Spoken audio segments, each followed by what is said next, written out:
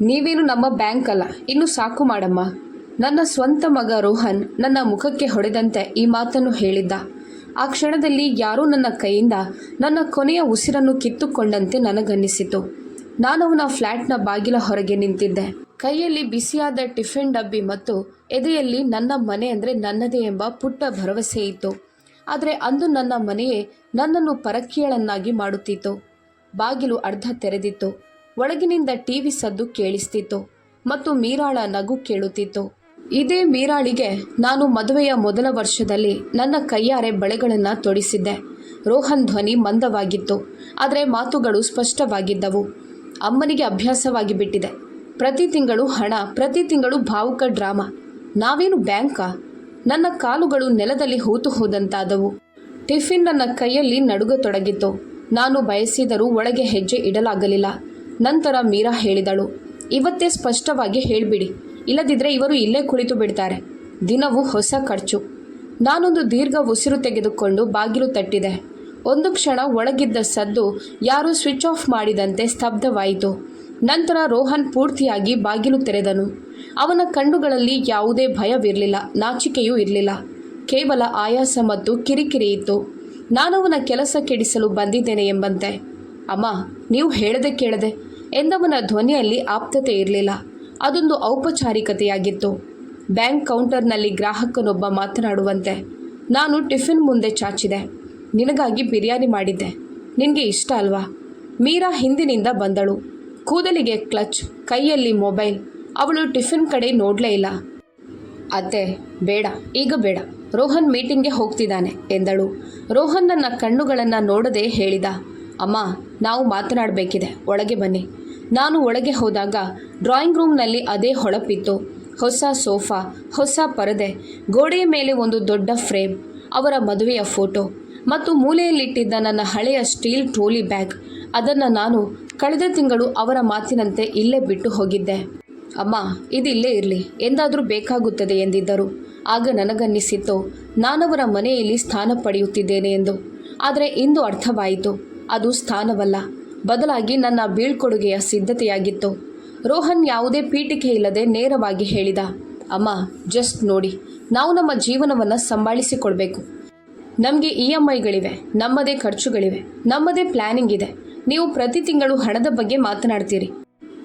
ನೀವು ನಮ್ಮ ಬ್ಯಾಂಕ್ ಅಲ್ಲ. ಅವನು ಅದೇ ಮಾತುಗಳನ್ನು ಪುನರಾವರ್ತಿಸಿದ. ಈ ಬಾರಿ ಎದುರು ಕುಳಿತು ನೇರವಾಗಿ ನನ್ನ ಎದೆಗೆ ಹೊಡೆದಂತೆ ಹೇಳಿದ. ನನ್ನ ತುಟಿಗಳು ಒಣಗಿ ಹೋದವು. ನಾನು ಹಣ ಕೇಳುತ್ತಿದ್ದೇನೆ ರೋಹನ್. ನಾನಂತೂ ನನ್ನ ಹಣದ ಬಗ್ಗೆ ಮಾತನಾಡುತ್ತಿದ್ದೇನೆ. ನೀನು ತೆಗೆದುಕೊಂಡಿದ್ದೆಯಲ್ಲ, ಬರೀ 2 ತಿಂಗಳು ಅಂತ ಹೇಳಿದ್ದೆಯಲ್ಲ. ಮೀರಾ ತಕ್ಷಣ ಮಾತನಾಡಿದಳು, ಅತ್ತೆ, ಈ ಲೆಕ್ಕಾಚಾರ ಮನೆಯಲ್ಲಿ ಚೆನ್ನಾಗಿ ಕಾಣೋದಿಲ್ಲ. ಆದರೂ ರೋಹನ್ ಯಾವಾಗ ಇಲ್ಲ ಅಂದಿದ್ದಾನೆ? ಪ್ರತಿ ಬಾರಿಯೂ ಸಹಾಯ ಮಾಡುತ್ತಾನಲ್ಲ. ನಾನು ಅವಳ ಕಡೆ ನೋಡಿದೆ. ಸಹಾಯನ ಮೀರಾ? ಆ ಹಣ ನನ್ನ ಪತಿಯ PF ಹಣವಾಗಿತ್ತು. ನಿಮ್ಮ ಫ್ಲ್ಯಾಟ್ನ ಡೌನ್ ಪೇಮೆಂಟ್ಗಾಗಿ ನೀವು ಕೇಳಿದ್ರಿ. 6 ತಿಂಗಳಲ್ಲಿ ಹಿಂತಿರುಗಿಸುತ್ತೇವೆ ಅಂತ ಹೇಳಿದ್ರಿ. ಆಮೇಲೆ ನಿನ್ನ ಕಾರಿಗೆ, ನಂತರ ಅಂಗಡಿಗೆ. ರೋಹನ್ ಮಧ್ಯದಲ್ಲೇ ತಡೆದ. ಸಾಕಮ್ಮ, ಹಳೆಯ ಮಾತುಗಳನ್ನು ತೆಗಿಬೇಡಿ. ನೀವು ಕೊಟ್ಟಿದ್ದೀರಿ, ನಾವು ತಗೊಂಡಿದ್ದೇವೆ. ಕುಟುಂಬದಲ್ಲಿ ಇದೆಲ್ಲ ನಡೆಯುತ್ತದೆ. ಆದರೆ ಈಗ ನಮ್ಮ ಮೇಲೆ ಒತ್ತಡ ಹಾಕಬೇಡಿ. ಒತ್ತಡ? ನನ್ನ ಧ್ವನಿ ಒಡೆಯಿತು. ನಾನು ಒತ್ತಡ ಹಾಕ್ತಿದ್ದೇನಾ? ರೋಹನ್, ನಾನು ನಿನ್ನ ತಾಯಿ. ನಿನ್ನ ಕೋಚಿಂಗಾಗಿ ನನ್ನ ಒಡವೆಗಳನ್ನು ಮಾರಿದವಳು ನಾನು. ನಿನ್ನ ಮೊದಲ ಕೆಲಸದ ದಿನ ದೇವಸ್ಥಾನದಲ್ಲಿ ಒಂದೊಂದು ದೀಪ ಹಚ್ಚಿದವಳು ನಾನು. ಮೀರಾ ಕಣ್ಣು ಉರುಳಿಸಿದಳು. ನಾನು ಯಾವುದೋ ಹಳೆಯ ನಾಟಕ ಶುರು ಮಾಡಿದ್ದೇನೆ ಎಂಬಂತೆ. ಅತ್ತೆ, ಎಮೋಷ್ನಲ್ ಆಗಬೇಡಿ. ಬೇಕಿದ್ರೆ ನೀವು ನಿಮ್ಮ ಮನೆಗೆ ಹೋಗ್ಬೋದು. ನಿಮಗೆ ಮನೆ ಇದೆಯಲ್ಲ. ನನ್ನೊಳಗೆ ಏನೋ ನಡುಗಿದಂತಾಯಿತು. ನನ್ನ ಮನೆನ? ನಾನು ಮೆಲ್ಲಗೆ ಕೇಳಿದೆ. ಆ ಮನೆಯನ್ನು ನಿನ್ನ ಅಪ್ಪನ ಕಾಯಿಲೆಯ ಚಿಕಿತ್ಸೆಗಾಗಿ ಮಾರಿದ್ದೇನಲ್ಲ. ಆಮೇಲೆ ರೋಹನ್ಗೆ ಕೆಲಸ ಸಿಕ್ಕ ತಕ್ಷಣವೇ ನೀವೇ ಅಂದಿದ್ರಲ್ಲ, ಅಮ್ಮ, ಇವತ್ತೇ ನಮ್ಮ ಜೊತೆ ಬಂದು ಬಿಡುವಂತ. ರೋಹನ್ ಒಂದು ಕ್ಷಣ ನನ್ನ ಕಡೆ ನೋಡಿದ. ಬಹುಶಃ ಅವನಿಗೆ ನೆನಪಾಗಿರ್ಬೋದು, ಅಥವಾ ನೆನಪು ಮಾಡಿಕೊಳ್ಳಲು ಅವನು ಇಷ್ಟಪಡಲಿಲ್ಲವೋ ಏನೋ. ಅವನು ಇಷ್ಟೇ ಹೇಳಿದ, ಅಮ್ಮ, ಸದ್ಯಕ್ಕೆ ನಮ್ಮಲ್ಲಿ ಸ್ಪೇಸ್ ಇಲ್ಲ. ಆ್ಯಂಡ್ ಆನೆಸ್ಟ್ಲಿ ನಾವು ನಮ್ಮ ಲೈಫ್ ಮೇಲೆ ಫೋಕಸ್ ಮಾಡಬೇಕು. ನೀವು ಪಕ್ಕದ ಕಾಲೋನಿಯಲ್ಲಿರುವ ಮಾವನ ಮನೆಯಲ್ಲಿ ಸ್ವಲ್ಪ ದಿನ ಇರಿ, ಅಥವಾ ನಿಮ್ಮ ಬಾಡಿಗೆ ಕೋಣೆ ನಿಮ್ಮ ಬಳಿ ಇದೆಯಲ್ಲ. ಕ್ಷಣಾರ್ಧದಲ್ಲಿ ನನಗೆ ಎಲ್ಲವೂ ಅರ್ಥವಾಯಿತು. ಈ ಮಾತುಕತೆ ಹಣದ ಬಗ್ಗೆ ಇರಲಿಲ್ಲ. ಇದು ನನ್ನನ್ನು ಅಲ್ಲಿಂದ ಸಾಗಿಸೋದ್ರ ಬಗ್ಗೆ ಇತ್ತು. ಯಾವುದೇ ಗಲಾಟೆ ಇಲ್ಲದೆ, ಸದ್ದಿಲ್ಲದೆ ಅನುಪಯುಕ್ತ ವಸ್ತುಗಳನ್ನು ಶಿಫ್ಟ್ ಮಾಡುವಂತೆ. ನನ್ನ ಕೈಗಳು ತಾವಾಗಿಯೇ ಬ್ಯಾಗ್ನತ್ತ ಸಾಗಿದವು. ಹಾಗಾದರೆ ಇಷ್ಟೇನಾ? ನಾನು ಕೇಳಿದೆ. ನಾನು ಕೊಟ್ಟಿದ್ದಕ್ಕೆ ಲೆಕ್ಕವೂ ಇಲ್ಲ ಮತ್ತು ನನ್ನನ್ನು ಹೊರಗೆ. ಮೀರಾ ಮೆಲ್ಲನೆ ಹೇಳಿದಳು, ಅತ್ತೆ, ಹೊರಗೆ ಎಲ್ಲಿ, ಜಸ್ಟ್ ಮ್ಯಾನೇಜ್ ಮಾಡ್ಕೊಳ್ಳಿ. ನೀವು ಸ್ಟ್ರಾಂಗ್ ಆಗಿದ್ದೀರಿ. ನೀವು ಬ್ಯಾಂಕ್ನಲ್ಲಿ ಕೆಲಸ ಮಾಡ್ತಿದ್ದೀರಲ್ವಾ, ನಿಮಗೆ ಎಲ್ಲವೂ ಬರುತ್ತಿದೆ. ಅವಳ ಈ ವಾಕ್ಯ ನನ್ನ ಕಿವಿಗೆ ಮುಳ್ಳಿನಂತೆ ಚುಚ್ಚಿತು. ನೀವು ಬ್ಯಾಂಕ್ನಲ್ಲಿದ್ರಿ ಅಂದರೆ ನನ್ನ ಇಡೀ ಜೀವನ, ನನ್ನ ಕೆಲಸ, ನನ್ನ ಶ್ರಮ ಕೇವಲ ಇತರರ ಅಗತ್ಯಗಳನ್ನು ಪೂರೈಸಲು ಮಾತ್ರವಾಗಿತ್ತೆ. ಮತ್ತು ಅಗತ್ಯ ಮುಗಿದ ಮೇಲೆ ನಾನು ಕೂಡ ಮುಗಿದು ಹೋದೇನೆ. ರೋಹನ್ ಎದ್ದು ನನ್ನ ಬ್ಯಾಗ್ನ ಹ್ಯಾಂಡಲ್ ಹಿಡಿದುಕೊಂಡ. ನಡೀರಿ ಅಮ್ಮ, ನಾನು ಕೆಳಗೆ ಆಟೋ ಹತ್ತಿಸಿ ಬಿಡುತ್ತೇನೆ, ತಡ ಆಗ್ತಿದೆ. ನಾನು ಹಾಗೇ ನಿಂತಿದ್ದೆ. ಕಾಲುಗಳು ಏಳುತ್ತಿರಲಿಲ್ಲ, ಕಣ್ಣುಗಳು ಉರಿಯುತ್ತಿದ್ದವು. ಆದರೆ ನನಗೆ ಅಳಲು ಸಾಧ್ಯವಾಗಲಿಲ್ಲ. ಆ ಮನೆಯಲ್ಲಿ ಅಳೋದು ಕೂಡ ನನ್ನನ್ನು ದುರ್ಬಲಳನ್ನಾಗಿ ಮಾಡುತ್ತಿತ್ತು ಮತ್ತು ಅವರು ನನ್ನನ್ನು ದುರ್ಬಲಳಾಗಿ ನೋಡಲು ಬಯಸಿದ್ದರು. ಲಿಫ್ಟ್ನಲ್ಲಿ ನಾವು 3 ಇದ್ದೆವು. ಮೌನ ಎಷ್ಟು ಭಾರವಾಗಿತ್ತೆಂದರೆ ಉಸಿರಾಟದ ಸದ್ದು ಕೇಳಿಸ್ತಿತ್ತು. ಕೆಳಗೆ ಸೆಕ್ಯೂರಿಟಿ ಗಾರ್ಡ್ ನನ್ನನ್ನು ನೋಡಿದ. ನಮಸ್ತೆ ಆಂಟಿ. ನನಗೆ ಉತ್ತರಿಸಲು ಆಗಲಿಲ್ಲ. ರೋಹನ್ ಆಟೋ ನಿಲ್ಲಿಸಿದ, ಬ್ಯಾಗ್ ಇಟ್ಟ ಮತ್ತು ನನ್ನ ಕಡೆ ನೋಡದೆ ಹೇಳಿದ, ಅಮ್ಮ ಪ್ಲೀಸ್, ಇನ್ನು ಮೇಲೆ ಈ ಪ್ರತಿ ತಿಂಗಳ ಒತ್ತಡ ಬೇಡ. ನಾವು ಮನುಷ್ಯರು, ಬ್ಯಾಂಕ್ ಅಲ್ಲ. ಆಟೋ ಹೊರಟಿತು. ನಾನು ಹಿಂದೆ ತಿರುಗಿ ನೋಡಲಿಲ್ಲ. ಒಂದು ವೇಳೆ ನೋಡಿದ್ದರೆ ಬಹುಶಃ ನಾನು ಕುಸಿದು ಹೋಗುತ್ತಿದ್ದೇನೇನೋ. ದಾರಿಯಲ್ಲಿ ಪುಣೆಯ ರಸ್ತೆಗಳಲ್ಲಿ ಸಂಜೆಯ ಟ್ರಾಫಿಕ್ ಇತ್ತು. ಮಳೆಯ ಹನಿಗಳು ಗಾಜಿನ ಮೇಲೆ ಚಿಮ್ಮುತ್ತಿದ್ದವು. ಜನರು ಆಫೀಸ್ನಿಂದ ಮನೆಗೆ ಮರಳುತ್ತಿದ್ದರು. ಯಾರಿಗೋ ಇದು ಸಾಮಾನ್ಯ ದಿನವಾಗಿತ್ತು. ಆದರೆ ನನಗಂತೂ ನನ್ನ ಗುರುತಿನ ಕೊನೆಯ ಪುಟವೇ ಹರಿದು ಹೋದಂತಿತ್ತು. ನನ್ನ ಬಾಡಿಗೆ ಕೋಣೆ ಆ ಹಳೆಯ ಕಟ್ಟಡದ 3ನೇ ಮಹಡಿಯಲ್ಲಿದೆ. ರೋಹನ್, ಅಮ್ಮ ನಮ್ಮ ಜೊತೆ ಇರು ಎಂದಾಗ ಮುನ್ನೆಚ್ಚರಿಕೆಗಾಗಿ ನಾನು ಈ ಕೋಣೆಯನ್ನು ಹಾಗೆ ಉಳಿಸಿಕೊಂಡಿದ್ದೆ. ನನಗೆ ನಂಬಿಕೆ ಇಲ್ಲದ ಕಾರಣಕ್ಕೆ ನಾನು ಈ ಕೋಣೆಯನ್ನು ಬಿಟ್ಟಿರಲಿಲ್ಲ. ಬದಲಾಗಿ ಜೀವನ ಯಾವಾಗ ಏನು ತೋರಿಸುತ್ತದೆ ಎಂದು ಯಾರೂ ಬಲ್ಲರು ಎಂಬ ಕಾರಣಕ್ಕಾಗಿ ಉಳಿಸಿಕೊಂಡಿದ್ದೆ. ಇಂದು ಅದೇ ಕೋಣೆ ನನ್ನನ್ನು ಮಡಿಲಿಗೆ ತೆಗೆದುಕೊಳ್ಳುತ್ತಿತ್ತು, ಕೊನೆಯ ಆಶ್ರಯ ತಾಣದಂತೆ. ನಾನು ಬಾಗಿಲು ತೆರೆದೆ. ಒಳಗೆ ಲಘುವಾದ ತೇವದ ವಾಸನೆ ಇತ್ತು. ಫ್ಯಾನ್ ಮೆಲ್ಲಗೆ ತಿರುಗುತ್ತಿತ್ತು. ಮೂಲೆಯಲ್ಲಿ ನನ್ನ ಹಳೆಯ ಅಲ್ಮೇರಾ ಮತ್ತು ಒಂದು ಪುಟ್ಟ ಡಬ್ಬಿ ಇತ್ತು. ಅದರಲ್ಲಿ ನಾನು ಕೆಲವು ವಸ್ತುಗಳನ್ನು ಬಹಳ ಜಾಗರೂಕತೆಯಿಂದ ಇಟ್ಟಿದ್ದೆ. ಹಳೆಯ ಕಾಗದಗಳು, ಪಾಸ್ಬುಕ್, ಒಂದು ಲಾಕರ್ನ ಕೀಲಿ ಮತ್ತು ಒಂದು ಫೈಲ್. ಇದರ ಬಗ್ಗೆ ನಾನು ಯಾರಿಗೂ ಪೂರ್ತಿ ಸತ್ಯ ಹೇಳಿರಲಿಲ್ಲ. ಬ್ಯಾಗ್ ಒಂದು ಕಡೆ ಇಟ್ಟು ನೆಲದ ಮೇಲೆ ಕುಳಿತೆ. ಕೈಗಳು ತಾವಾಗಿಯೇ ನಡುಗುತ್ತಿದ್ದವು. ನನ್ನ ಮೆದುಳಿನಲ್ಲಿ ರೋಹನ್ ಧ್ವನಿ ಗುಯಿಂಗುಡುತ್ತಿತ್ತು. ನೀನು ನಮ್ಮ ಬ್ಯಾಂಕ್ ಅಲ್ಲ. ನಾನು ನನ್ನ ಹಸ್ತಗಳನ್ನು ನೋಡಿಕೊಂಡೆ. ಇದೇ ಹಸ್ತಗಳಿಂದ ನಾನವನನ್ನ ಮೊದಲ ಬಾರಿ ಶಾಲೆಗೆ ಬಿಟ್ಟಿದ್ದೆ. ಅವನ ಫೀಸ್ ಕಟ್ಟಿದ್ದೆ. ಅವನ ಮೊದಲ ಸಂಬಳ ಬಂದಾಗ ಹಣೆಗೆ ತಿಲಕ ಇಟ್ಟಿದ್ದೆ. ಆದರೆ ಇಂದು ಅದೇ ಹಸ್ತಗಳು ಕೇವಲ ಬ್ಯಾಂಕ್ ಆಗಿ ಉಳಿದಿದ್ದವು. ನಾನು ನೀರು ಕುಡಿದೆ, ಆದರೆ ಅದು ಗಂಟಲಿನಿಂದ ಕೆಳಗೆ ಇಳಿಯಲೇ ಇಲ್ಲ. ಮೊಬೈಲ್ ಎತ್ತಿಕೊಂಡಾಗ ಸ್ಕ್ರೀನ್ ಮೇಲೆ ನೋಟಿಫಿಕೇಶನ್ ಮಿನುಗುತ್ತಿತ್ತು. ಬ್ಯಾಂಕ್ನಿಂದ ಬಂದ ಮೆಸೇಜ್ ಅದು. ನಾನು ಗಮನ ಕೊಡಲಿಲ್ಲ. ಬ್ಯಾಲೆನ್ಸ್ ಡೆಬಿಟ್ ಅಥವಾ ಕ್ರೆಡಿಟ್ ಆದಾಗ ಇಂತಹ ಮೆಸೇಜ್ಗಳು ಬರುತ್ತಲೇ ಇರುತ್ತವೆ. ನಾನು ಬ್ಯಾಂಕ್ನಲ್ಲಿ ಕೆಲಸ ಮಾಡಿದ್ದರಿಂದ ಆ ಮೆಸೇಜ್ ಓದುವ ಅಭ್ಯಾಸ ಇನ್ನೂ ಹೋಗಿರಲಿಲ್ಲ. ಆದರೆ ಆ ಮೆಸೇಜ್ನಲ್ಲಿ ಒಂದು ಸಾಲು ವಿಭಿನ್ನವಾಗಿತ್ತು. ನಿಮ್ಮ ಖಾತೆಯಿಂದ ECS ಮೂಲಕ ಪಾವತಿಗಾಗಿ ವಿನಂತಿ ಬಂದಿದೆ. ನಾನು ಕಣ್ಣುಗಳನ್ನು ಸಣ್ಣದು ಮಾಡಿ ಓದಿದೆ. ಹೃದಯ ಬಡಿತ ಜೋರಾಯಿತು. ನನ್ನ ಖಾತೆಯಿಂದ ECS? ನಾನು ಯಾವುದೇ ಹೊಸ ECS ಆರಂಭಿಸಿರ್ಲಿಲ್ವಲ್ಲ. ನಾನು ತಕ್ಷಣ ಬ್ಯಾಂಕ್ ಹೆಲ್ಪ್ಲೈನ್ಗೆ ಕರೆ ಮಾಡಲಿಲ್ಲ. ಮೊದಲು ನನ್ನ ಕಾಗದ ಪತ್ರಗಳನ್ನು ನೋಡಲು ಬಯಸಿದೆ. ಯಾಕಂದರೆ ಇಂದು ನನಗೆ ಅನಿಸುತ್ತಿರುವುದು ಕೇವಲ ದುಃಖವಲ್ಲ, ಅದೊಂದು ಅನುಮಾನವಾಗಿತ್ತು. ಯಾರೋ ನನ್ನ ಜೀವನದ ಜೊತೆ ಭಾವನಾತ್ಮಕವಾಗಿ ಆಟವಾಡಿದ್ದು ಮಾತ್ರವಲ್ಲದೆ ಬೇರೇನೂ ಮುಚ್ಚಿಟ್ಟಿದ್ದಾರೆ ಎಂಬ ಅನುಮಾನ. ನಾನು ಅಲ್ಮೇರಾ ಬಳಿ ಹೋಗಿ ಡಬ್ಬಿ ತೆಗೆದು ಪಾಸ್ಬುಕ್ ಪುಟ ತಿರುಗಿಸಿದೆ. ಹಳೆಯ ಎಂಟ್ರಿಗಳು, FD ರಸೀದಿಗಳು, ಫ್ಯಾಮಿಲಿ ಸೆಕ್ಯೂರಿಟಿ ಹೆಸರಿನ ಯೋಜನೆಯ ಫೈಲ್ ಅಲ್ಲೇ ಇತ್ತು. ನನ್ನ ಪತಿ ಹೋದ ನಂತರ ನಾನು ಇದನ್ನು ಮಾಡಿಸಿದ್ದೆ. ನಾನು ಇರಲಿ ಇಲ್ಲದಿರಲಿ, ರೋಹನ್ ಮತ್ತು ನನ್ನ ಚಿಕ್ಕ ಮಗಳು ಅನನ್ಯಾಗೆ ಸುರಕ್ಷತೆ ಇರಲಿ ಎಂಬುದು ನನ್ನ ಆಲೋಚನೆಯಾಗಿತ್ತು. ನಾನಿದನ್ನು ಯಾರಿಗೂ ತೋರಿಸಿರಲಿಲ್ಲ. ಸಮಯ ಬಂದಾಗ ನಾನೇ ಹೇಳುತ್ತೇನೆ ಎಂದುಕೊಂಡಿದ್ದೆ. ಮಕ್ಕಳಿಗೆ ಸುರಕ್ಷಿತ ಭಾವನೆ ಇರಲಿ ಅಂತ ಬಯಸಿದ್ದೇನೆ ಹೊರತು ಅವರ ಲೋಭವನ್ನು ಗುರುತಿಸಲು ನನಗೆ ಸಾಧ್ಯವಾಗಲಿಲ್ಲ. ನಾನು ಫೈಲ್ ತೆರೆದಾಗ ಒಳಗಿನ ಒಂದು ಪುಟ ಸ್ವಲ್ಪ ಮಡಚಿಕೊಂಡಿತ್ತು. ಯಾರೋ ಆತುರದಲ್ಲಿ ಓದಿ ಮತ್ತೆ ವಾಪಸ್ಸಿಟ್ಟಂತೆ ಇತ್ತು. ನನ್ನ ಹೃದಯ ಧಕ್ ಧಕ್ ಎನ್ನತೊಡಗಿತು. ಯಾಕಂದ್ರೆ ಈ ಡಬ್ಬಿಯ ಕೀಲಿ ನನ್ನ ಬಳಿ ಮಾತ್ರ ಇರುತ್ತಿತ್ತು. ಹಾಗಾದ್ರೆ ಈ ಫೈಲ್ ಮುಟ್ಟಿದವರು ಯಾರು? ನನ್ನ ಕಣ್ಣ ಮುಂದೆ ಮೀರಾಳ ಮುಖ ಬಂದಿತ್ತು. ಅವಳು ಆಗಾಗ ನನ್ನ ಮೊಬೈಲ್ ಪಡೆದು, ಅತ್ತೆ, ಈ ಸೆಟ್ಟಿಂಗ್ ಆನ್ ಮಾಡಿಕೊಡ್ಲಾ ಎಂದು ಹೇಳಿ ಕೈಯಾಡಿಸುತ್ತಿದ್ದಳು. OTP ಕೂಡ ಅವಳೇ ಓದುತ್ತಿದ್ದಳು. ಅತ್ತೆ, ಮೆಸೇಜ್ ಬಂದಿದೆ ನೋಡಿ. ನಾನೆಂದೂ ಅನುಮಾನಿಸಿರಲಿಲ್ಲ. ಯಾಕಂದರೆ ಅನುಮಾನಿಸೋದು ಎಂದರೆ ನಮ್ಮವರನ್ನೇ ಅಪರಾಧಿ ಎಂದು ನಂಬೋದು ಎಂದರ್ಥ. ತಾಯಿ ಯಾವಾಗಲೂ ತನ್ನ ಮಕ್ಕಳನ್ನು ಅಪರಾಧಿ ಅಂತ ಭಾವಿಸಲು ಹೆದರುತ್ತಾಳೆ. ನಾನು ಅದೇ ಕ್ಷಣದಲ್ಲಿ ನಿರ್ಧರಿಸಿದೆ, ಇಂದು ನಾನು ಅಳೋದಿಲ್ಲ, ಗದ್ದಲ ಮಾಡೋದಿಲ್ಲ. ನೇರವಾಗಿ ಒಂದು ಕೆಲಸ ಮಾಡುತ್ತೇನೆ, ಅದುವೇ ಸತ್ಯವನ್ನು ಹಿಡಿಯೋದು. ನಾನು ಫೈಲನ್ನು ಮತ್ತೆ ಡಬ್ಬಿಯಲ್ಲಿ ಇಡಲಿಲ್ಲ, ಅದನ್ನು ಟೇಬಲ್ ಮೇಲೆ ಹರಡಿದೆ. ನಂತರ ಅದೇ ಬ್ಯಾಂಕ್ ಮೆಸೇಜನ್ನು ಮತ್ತೆ ತೆರೆದು ನೋಡಿದೆ. ಅದರಲ್ಲಿ ಯಾವುದೇ ಲಿಂಕ್ ಇರಲಿಲ್ಲ, ಬರೀ ಒಂದು ರೆಫರೆನ್ಸ್ ನಂಬರ್ ಇತ್ತು ಮತ್ತು ಮ್ಯಾಂಡೇಟ್ ಅಪ್ರೂವಲ್ ಪೆಂಡಿಂಗ್ ಎಂದು ಬರೆಯಲಾಗಿತ್ತು. ಮ್ಯಾಂಡೇಟ್ ಎಂದರೆ ಆಟೋ ಡೆಬಿಟ್, ಪ್ರತಿ ತಿಂಗಳು ತಾನಾಗೆ ಹಣ ಕಡಿತವಾಗೋದು. ನನ್ನ ಹಣೆಯ ಮೇಲೆ ಬೆವರು ಮೂಡಿತು. ನನ್ನ ಖಾತೆಯಿಂದ ಪ್ರತಿ ತಿಂಗಳು ಹಣ ಕಡಿತವಾಗೋದು ಯಾರ ಪಾಲಿಗೆ ಮತ್ತು ಇದನ್ನು ಶುರು ಮಾಡಿದ್ದು ಯಾರು? ನಾನು ಬ್ಯಾಂಕ್ ಆ್ಯಪ್ ತೆರೆದು ಲಾಗಿನ್ ಮಾಡಿದೆ. ಪಾಸ್ವರ್ಡ್ ನೆನಪಿತ್ತು, ಆದರೆ ಆ್ಯಪ್ ಫೇಸ್ ಐ ಡಿ ಕೇಳಿತು. ಆಗಲೇ ನನಗೆ ನೆನಪಾಗಿದ್ದು, ಮೀರಾ ಒಮ್ಮೆ ಅತ್ತೆ ಸುರಕ್ಷತೆಗಾಗಿ ಎಂದು ಹೇಳಿ ನನ್ನ ಫೋನಿನಲ್ಲಿ ಫೇಸ್ ಲಾಕ್ ಸೆಟ್ ಮಾಡಿದ್ದಳು. ನಾನು ಕೂಡಲೇ ಫೇಸ್ ಐ ಡಿ ತೆಗೆದು ಪಿನ್ ಮೂಲಕ ಲಾಗಿನ್ ಮಾಡಿದೆ. ಒಳಗೆ ಆಟೋಪೇ ವಿಭಾಗವನ್ನು ತೆರೆದೆ. ನನ್ನ ಬೆರಳುಗಳು ನಡುಗುತ್ತಿದ್ದವು. ಅಲ್ಲಿ ಹೊಸದೊಂದು ಮ್ಯಾಂಡೇಟ್ ಪೆಂಡಿಂಗ್ನಲ್ಲಿತ್ತು. ಅದರ ಮೊತ್ತವನ್ನು ನೋಡಿದಾಗ ನನಗೆ ಉಸಿರು ಕಟ್ಟಿದಂತಾಯಿತು. ಪ್ರತಿ ತಿಂಗಳು ಕಡಿತವಾಗುವ ಮೊತ್ತ ಎಷ್ಟಿತ್ತೆಂದರೆ ಅದರಲ್ಲಿ ನನ್ನ ಬಾಡಿಗೆ, ಔಷಧಿ, ಊಟ ಎಲ್ಲವೂ ಕಳೆದು ಇನ್ನೂ ಹಣ ಉಳಿಯುತ್ತಿತ್ತು. ಆದರೆ ಆ ಹಣ ನನಗಾಗಿರಲಿಲ್ಲ, ಬೆನಿಫಿಷಿಯರಿ ಬೇರೆಯವರೇ ಆಗಿದ್ದರು. ಆ್ಯಪ್ ಪೂರ್ಣ ಹೆಸರನ್ನು ತೋರಿಸುತ್ತಿರಲಿಲ್ಲ, ಕೇವಲ ಮೊದಲ ಅಕ್ಷರಗಳನ್ನು ತೋರಿಸುತ್ತಿತ್ತು. ಆರ್ಯಂ ಅಂದರೆ ರೋಹನ್ ಮೀರಾ. ನನ್ನ ಗಂಟಲಿನಿಂದ ಕೇವಲ ಒಂದು ಧ್ವನಿ ಹೊರಬಂತು, ಇಲ್ಲ, ಇವರೇ ಅಲ್ವಾ ಇಂದು ನನಗೆ ನೀವು ನಮ್ಮ ಬ್ಯಾಂಕಲ್ಲ ಅಂತ ಹೇಳಿದವರು. ಆದರೆ ಅವರೇ ನನ್ನ ಖಾತೆಯಿಂದ ಪ್ರತಿ ತಿಂಗಳು ಹಣ ಪಡೆಯಲು ಆಟೋ ಕಟ್ ಹಾಕಲು ಪ್ರಯತ್ನಿಸುತ್ತಿದ್ದರು. ನನ್ನ ಮೆದುಳಿನಲ್ಲಿ ಒಂದೊಂದೇ ವಿಷಯಗಳು ಬೆರೆಯತೊಡಗಿದವು. ಕಳೆದ ತಿಂಗಳು ಮೀರಾ ಹೇಳಿದಳು, ಅತ್ತೆ ನಿಮ್ಮ KYC ಅಪ್ಡೇಟ್ ಮಾಡಬೇಕಿದೆ, ಆಧಾರ್ ಕೊಡಿ. ನಂತರ ರೋಹನ್ ಹೇಳಿದ್ದನು, ಅಮ್ಮ ಇಲ್ಲೊಂದು ಕಡೆ ಸಹಿ ಮಾಡಿ, ಇದು ಬರೀ ಬ್ಯಾಂಕ್ ಫಾರ್ಮ್ ಅಷ್ಟೇ.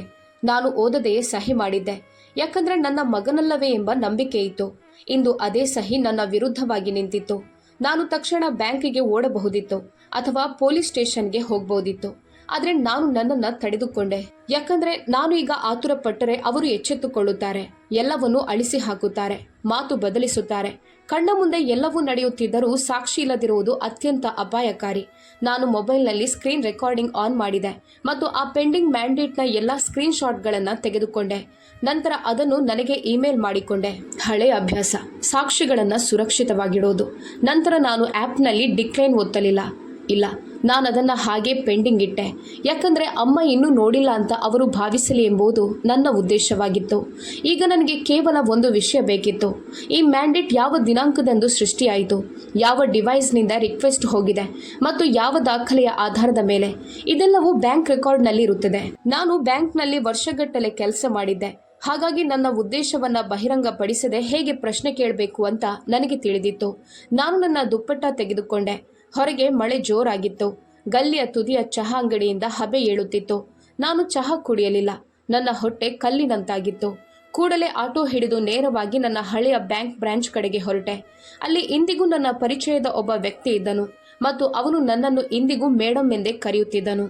ಬ್ರಾಂಚ್ನ ಹೊರಗೆ ಅದೇ ಸಾಲು, ಅದೇ ಸೆಕ್ಯೂರಿಟಿ ಗೇಟ್, ಕೌಂಟರ್ಗಳ ಅದೇ ಶಬ್ದ ಮತ್ತು ಒಳಗೆ ನನ್ನದೇ ಆಗಿದ್ದ ಹಳೆಯ ಪ್ರಪಂಚ. ನಾನು ಒಳಗೆ ಹೆಜ್ಜೆ ಇಟ್ಟಾಗ ಮನಸ್ಸಿನಲ್ಲಿ ಒಂದು ವಿಚಿತ್ರ ನಂಬಿಕೆ ಮೂಡಿತು. ಕನಿಷ್ಠ ಪಕ್ಷ ಇಲ್ಲಿ ನಿಯಮಗಳಿರುತ್ತವೆ, ರಿಜಿಸ್ಟರ್ಗಳಿರುತ್ತವೆ, ದಾಖಲೆಗಳಿರುತ್ತವೆ. ಇಲ್ಲಿ ಸತ್ಯ ಹೊರಬರುವುದು ಭಾವನೆಗಳಿಂದಲ್ಲ, ಬದಲಾಗಿ ದಸ್ತಾವೇಜುಗಳಿಂದ. ಕೌಂಟರ್ ಬಳಿ ಒಬ್ಬ ಹುಡುಗ ಕುಳಿತಿದ್ದನು, ಹೊಸ ಸಿಬ್ಬಂದಿ. ಅವನು ನನ್ನನ್ನು ನೋಡಿ, ಹೇಳಿ ಮೇಡಮ್ ಎಂದನು.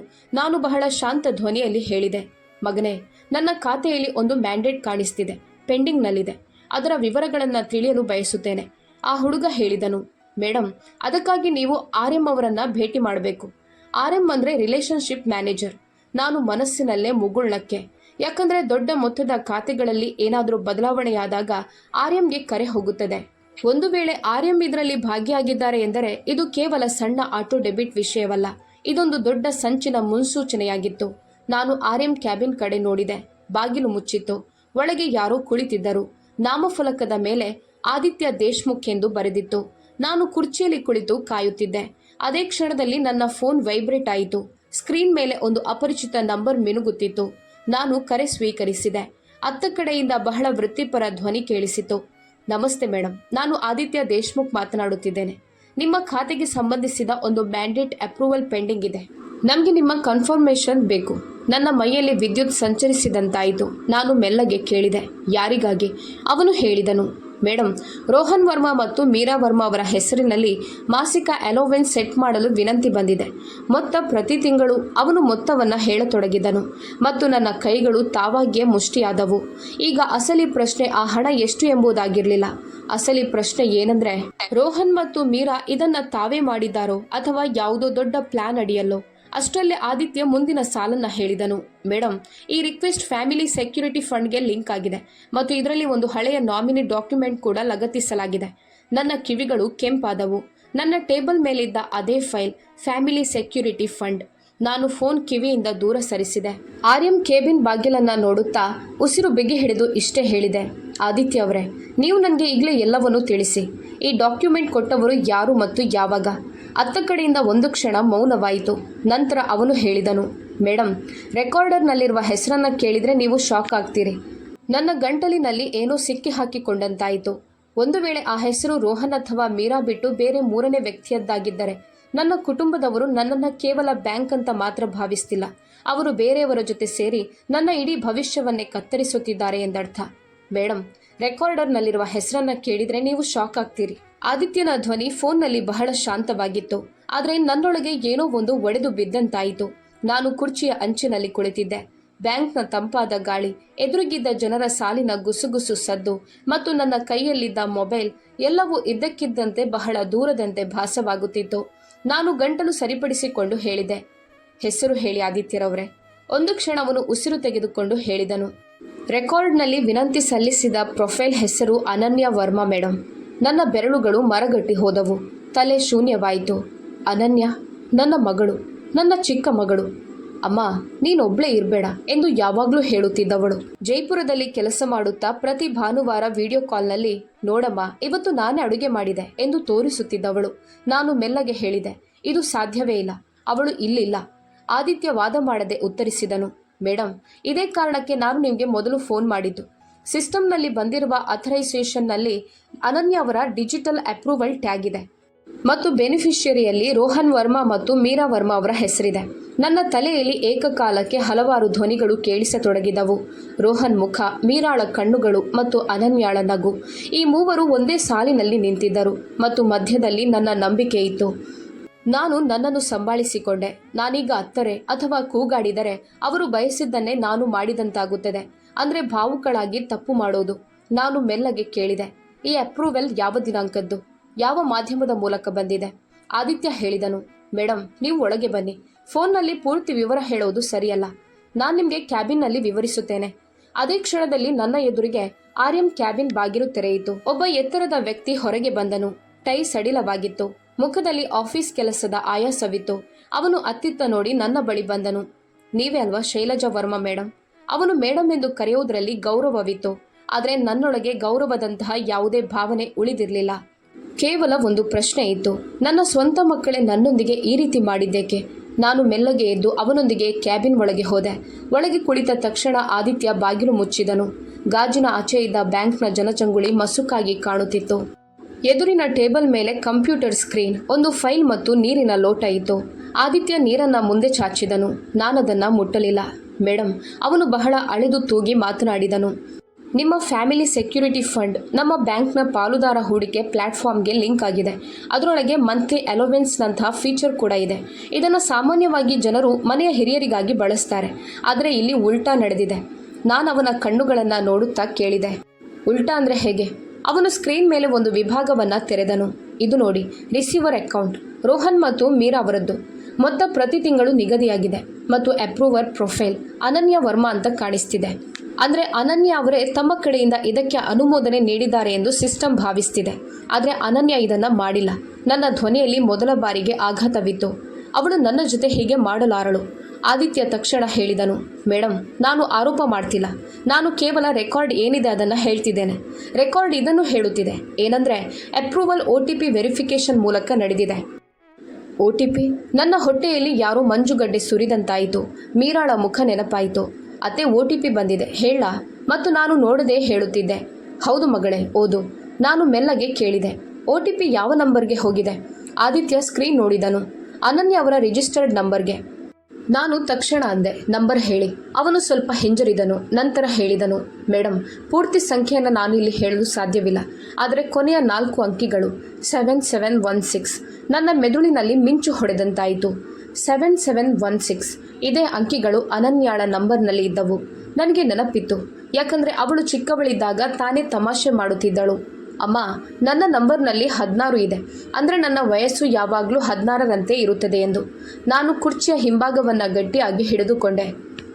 ಹಾಗಾದರೆ OTP ಅದೇ ನಂಬರ್ಗೆ ಹೋಗಿತ್ತು ಮತ್ತು ಅಪ್ರೂವಲ್ ಕೂಡ ಆಗಿತ್ತು. ಅಂದರೆ ಯಾರೋ ಅವಳ OTP ನೋಡಿದ್ದಾರೆ ಅಥವಾ ಅವಳ ಸಿಮ್. ನಾನು ವಾಕ್ಯ ಪೂರ್ತಿ ಮಾಡಲಿಲ್ಲ, ಯಾಕಂದರೆ ಸತ್ಯ ನನ್ನ ಬಾಯಿಗೆ ಬರುವಷ್ಟರಲ್ಲಿ ಅದು ಭಯಾನಕವಾಗಿ ಕಾಣಿಸ್ತಿತ್ತು. ಆದಿತ್ಯ ತಲೆದೂಗಿದನು. ಇದಕ್ಕೆ 2 ದಾರಿಗಳಿರಬಹುದು ಮೇಡಮ್. ಒಂದು, ಅನನ್ಯ ಅವರೇ ಖುದ್ದಾಗಿ ಅಪ್ರೂವ್ ಮಾಡಿರಬೇಕು, ಅಥವಾ ಯಾರೋ ಅವರ ಐಡೆಂಟಿಟಿ, ಸಿಮ್, ಫೋನನ್ನು ಬಳಸಿಕೊಂಡಿರಬೇಕು. ಮತ್ತೊಂದು ಸಾಧ್ಯತೆ ಎಂದರೆ ಅನನ್ಯ ಅವರ ಪ್ರೊಫೈಲ್ ವಿವರಗಳನ್ನು ಯಾರೋ ಮೊದಲೇ ಸೇವ್ ಮಾಡಿಟ್ಟುಕೊಂಡಿರ್ಬೋದು. ನನ್ನ ಹೃದಯ ಒಂದು ಕ್ಷಣ ಸ್ತಬ್ಧವಾದಂತಾಯಿತು. ಕಳೆದ ವರ್ಷ ರಕ್ಷಾಬಂಧನದ ಸಮಯದಲ್ಲಿ ಅನನ್ಯ ಪುಣೆಗೆ ಬಂದಿದ್ದಳು. ರೋಹನ್ ಫ್ಲ್ಯಾಟ್ನಲ್ಲೇ ಉಳಿದುಕೊಂಡಿದ್ದಳು. ಮೀರಾ ಬಹಳ ಪ್ರೀತಿ ತೋರಿಸಿದ್ದಳು. ಅವಳು ಹೋದ ಮೇಲೆ ಮೀರಾ ಹೇಳಿದ್ದಳು, ಅತ್ತೆ, ಅನನ್ಯಳ KYC ಕಾಪಿ ಇಲ್ಲೇ ಉಳಿದಿದೆ, ನಾನು ಜಾಗರೂಕತೆಯಿಂದ ಇಟ್ಟುಕೊಳ್ಳುತ್ತೇನೆ. ನಾನಾಗ ಗಮನ ಕೊಟ್ಟಿರಲಿಲ್ಲ. ಈಗ ಆ ವಾಕ್ಯದ ಅರ್ಥವೇ ಬದಲಾಗಿತ್ತು.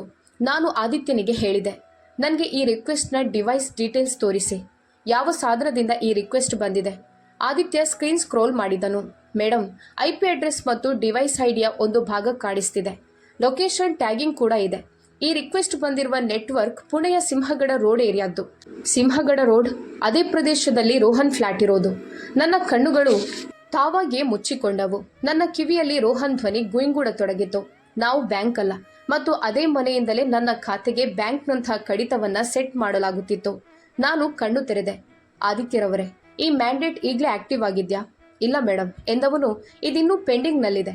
ಅದಕ್ಕಾಗಿ ನಾನು ಕರೆ ಮಾಡಿದ್ದು. ನಿಮ್ಮ ಅಪ್ರೂವಲ್ ಇಲ್ಲದೆ ಕಡಿತ ಶುರುವಾಗೋದಿಲ್ಲ. ನಾನು ಮೆಲ್ಲಗೆ ಉಸಿರು ಬಿಟ್ಟೆ. ಇದು ನನ್ನ ಮೊದಲ ಪುಟ್ಟ ಗೆಲುವು. ಇನ್ನೂ ಹಣ ಕಡಿತವಾಗಿರಲಿಲ್ಲ, ಇನ್ನೂ ಬಾಗಿಲು ಮುಚ್ಚಿರಲಿಲ್ಲ. ಹಾಗಾದರೆ ಇದು ಹೀಗೆ ಪೆಂಡಿಂಗ್ ಇರಲಿ ಎಂದೆ ನಾನು. ನಾನೀಗಲೇ ಡಿಕ್ಲೈನ್ ಮಾಡೋದಿಲ್ಲ.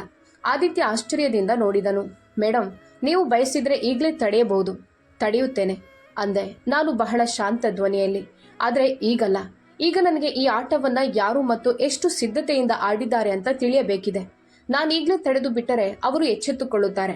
ಆಮೇಲೆ ನನಗೆ ಸತ್ಯವನ್ನ ಹಿಡಿಯಲು 2ನೇ ಅವಕಾಶ ಸಿಗೋದಿಲ್ಲ. ಆದಿತ್ಯ ಕೆಲವು ಸೆಕೆಂಡುಗಳ ಕಾಲ ನನ್ನ ಮುಖ ನೋಡಿದನು. ಬಹುಶಃ ನಾನು ಗಾಬರಿಯಾಗಿರುವ ವೃದ್ಧೆಯಲ್ಲ ಎಂಬುದು ಅವನಿಗೆ ಅರ್ಥವಾಯಿತು. ನಾನು ವರ್ಷಗಟ್ಟಲೆ ಬ್ಯಾಂಕ್ನಲ್ಲಿ ಕುಳಿತು ಜನರ ಸುಳ್ಳುಗಳನ್ನು ಹಿಡಿಯುತ್ತಿದ್ದ ಅದೇ ಮಹಿಳೆ ಎಂದು ಅವನಿಗೆ ಅರಿವಾಯಿತು. ಆದರೆ ನನ್ನ ಸ್ವಂತ ಮನೆಯ ಸುಳ್ಳನ್ನು ಗುರುತಿಸಲು ನಾನು ತಡ ಮಾಡಿದ್ದೆ ಅಷ್ಟೇ. ಸರಿ ಮೇಡಮ್ ಎಂದವನು, ಆದರೆ ನೀವು ಬೇಗ ನಿರ್ಧಾರ ತೆಗೆದುಕೊಳ್ಳಿ ಅಂತ ನಾನು ಸಲಹೆ ನೀಡುತ್ತೇನೆ. ನೀವು ಬಯಸಿದ್ರೆ ನಾನು ಆಡಿಟ್ ಟ್ರಯಲ್ನ ಒಂದು ಪ್ರತಿಯನ್ನು ನಿಮಗೆ ಇಮೇಲ್ ಮಾಡಬಹುದು. ಕನಿಷ್ಠ ಡೇಟ್, ಟೈಮ್ ಸ್ಟ್ಯಾಂಪ್ ಮತ್ತು ರಿಕ್ವೆಸ್ಟ್ ರೆಫರೆನ್ಸ್ ಇರುತ್ತದೆ. ನನ್ನ ಮೇಲ್ಗೆ ಕಳುಹಿಸಿ ಅಂದೆ ನಾನು. ಮತ್ತು ಒಂದು ವಿಷಯ, ಈ ಬಗ್ಗೆ ಯಾರಿಗೂ ಕರೆ ಮಾಡಬೇಡಿ, ಅದರಲ್ಲೂ ರೋಹನ್ ಅಥವಾ ಮೀರಾಳಿಗೆ ಬೇಡವೇ ಬೇಡ. ಅವನು ತಲೆದೂಗಿದನು. ನಾನು ಪ್ರೊಸೀಜರ್ ಫಾಲೋ ಮಾಡುತ್ತೇನೆ ಮೇಡಮ್, ಆದರೆ ಗೌಪ್ಯತೆ ಕಾಪಾಡುವುದು ನಿಮ್ಮ ಜವಾಬ್ದಾರಿಯೂ ಹೌದು. ನೀವಿದನ್ನು ಹೊರಗೆ ಹಬ್ಬಿಸಬೇಡಿ. ನಾನು ಲಘುವಾಗಿ ಮುಗುಳ್ನಕ್ಕಿದೆ. ಹೊರಗೆ ಹೋಗೋದಿಲ್ಲ ಆದಿತ್ಯರವರೇ, ಇದು ಮನೆಯ ಒಳಗೆ ಬಗೆಹರಿಯುತ್ತದೆ. ನಾನು ಕ್ಯಾಬಿನ್ನಿಂದ ಹೊರಬಂದಾಗ ನನ್ನ ಕಾಲುಗಳ ಕೆಳಗೆ ಭೂಮಿ ಮತ್ತೆ ಗಟ್ಟಿಯಾಗುತ್ತಿದೆ ಎಂದೆನಿಸಿತು. ಬ್ಯಾಂಕ್ನಿಂದ ಹೊರಬಂದಾಗ ಮಳೆ ಇನ್ನೂ ಜೋರಾಗಿತ್ತು. ರಸ್ತೆಯ ಮೇಲೆ ನೀರು ಹೊಳೆಯುತ್ತಿತ್ತು. ಆಟೋದ ಚಾವಣಿಯ ಮೇಲೆ ಮಳೆ ಹನಿಗಳು ಟಪಟಪ ಸದ್ದು ಮಾಡುತ್ತಿದ್ದವು. ನಾನು ನೇರವಾಗಿ ನನ್ನ ಕೋಣೆಗೆ ಹೋಗಲಿಲ್ಲ. ನನ್ನ ಕೈಗಳು ತಾವಾಗಿಯೇ ಫೋನ್ನತ್ತ ಸಾಗಿದವು. ಅನನ್ಯಾಳಿಗೆ ಕರೆ ಮಾಡುವಾಗ ಮನಸ್ಸಿನಲ್ಲಿ ಭಯವಿತ್ತು. ಒಂದು ವೇಳೆ ಅವಳು ಕೂಡ ಇದರಲ್ಲಿ ಶಾಮೀಲಾಗಿದ್ದರೆ, ಅವಳು ಕೂಡ ನನ್ನನ್ನು ಬ್ಯಾಂಕ್ ಎಂದು ಭಾವಿಸಿದ್ದರೆ. ಆದರೆ ಅದಕ್ಕಿಂತ ದೊಡ್ಡ ಭಯ ಏನಂದ್ರೆ, ಅವಳ ಗುರುತನ್ನು ಯಾರಾದರೂ ತಪ್ಪಾಗಿ ಬಳಸಿಕೊಳ್ಳುತ್ತಿರಬಹುದು ಎಂಬುದು. ಅಮ್ಮ ಎಂದು ಅತ್ತ ಕಡೆಯಿಂದ ಅವಳ ಧ್ವನಿ ಕೇಳಿಸಿತು. ಅದೇ ಮುಗ್ಧತೆ, ಸ್ವಲ್ಪ ಸುಸ್ತಾಗಿದ್ದರೂ ಯಾವಾಗಲೂ ಪ್ರೀತಿಯಿಂದ ತುಂಬಿದ್ದ ಧ್ವನಿ. ನನ್ನ ಗಂಟಲಿನಲ್ಲಿ ನೋವು ಕಾಣಿಸಿಕೊಂಡಿತು. ಅನನ್ಯ, ನೀನು ಆರಾಮಾಗಿದ್ಯಾ? ಹೌದು ಅಮ್ಮ, ನಾನು ಆರಾಮಾಗಿದ್ದೇನೆ. ಏನಾಯ್ತು? ನಿನ್ನ ಧ್ವನಿ ವಿಚಿತ್ರವಾಗಿ ಕೇಳಿಸ್ತಿದೆ. ನಾನು ನೇರವಾಗಿ ವಿಷಯಕ್ಕೆ ಬರಲಿಲ್ಲ. ಮೆಲ್ಲಗೆ ಕೇಳಿದೆ.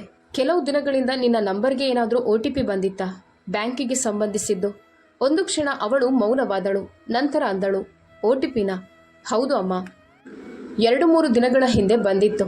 ನಾನು ಗಮನ ಕೊಡಲಿಲ್ಲ. ಯಾವುದೋ ಆ್ಯಪ್ನದ್ದು ಇರಬಹುದು ಎಂದುಕೊಂಡೆ. ಅಂದ ಹಾಗೆ ಒಂದು ಬಾರಿ ನನ್ನ ಫೋನ್ನಲ್ಲಿ ನೆಟ್ವರ್ಕ್ ಕೂಡ ಹೋಗಿತ್ತು.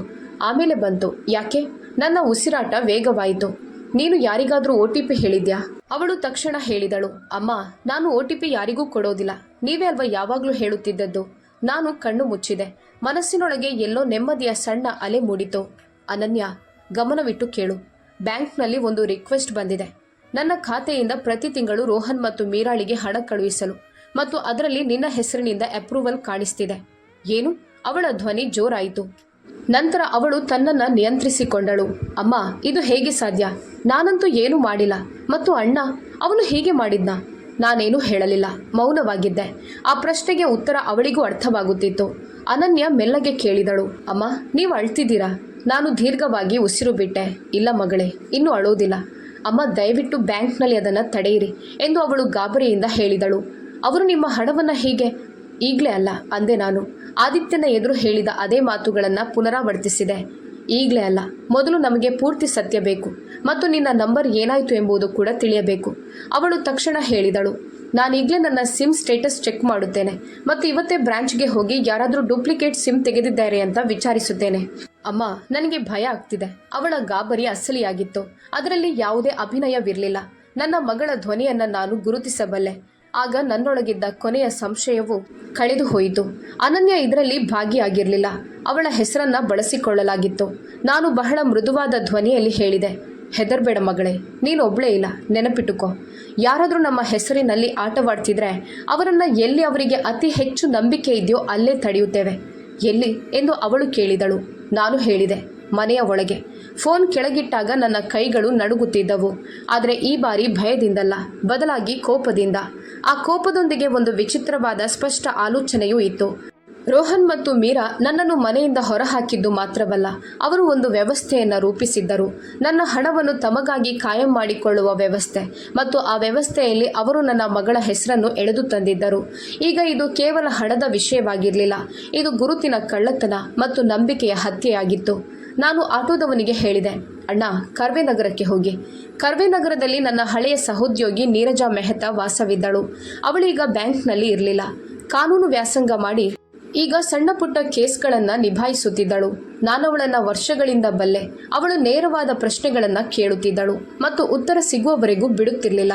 ಅವಳ ಮನೆಯ ಮುಂದೆ ತಲುಪಿ ನಾನು ಕರೆ ಮಾಡಿದೆ, ನೀರಜಾ, ನಾನು ಕೆಳಗಿದ್ದೇನೆ.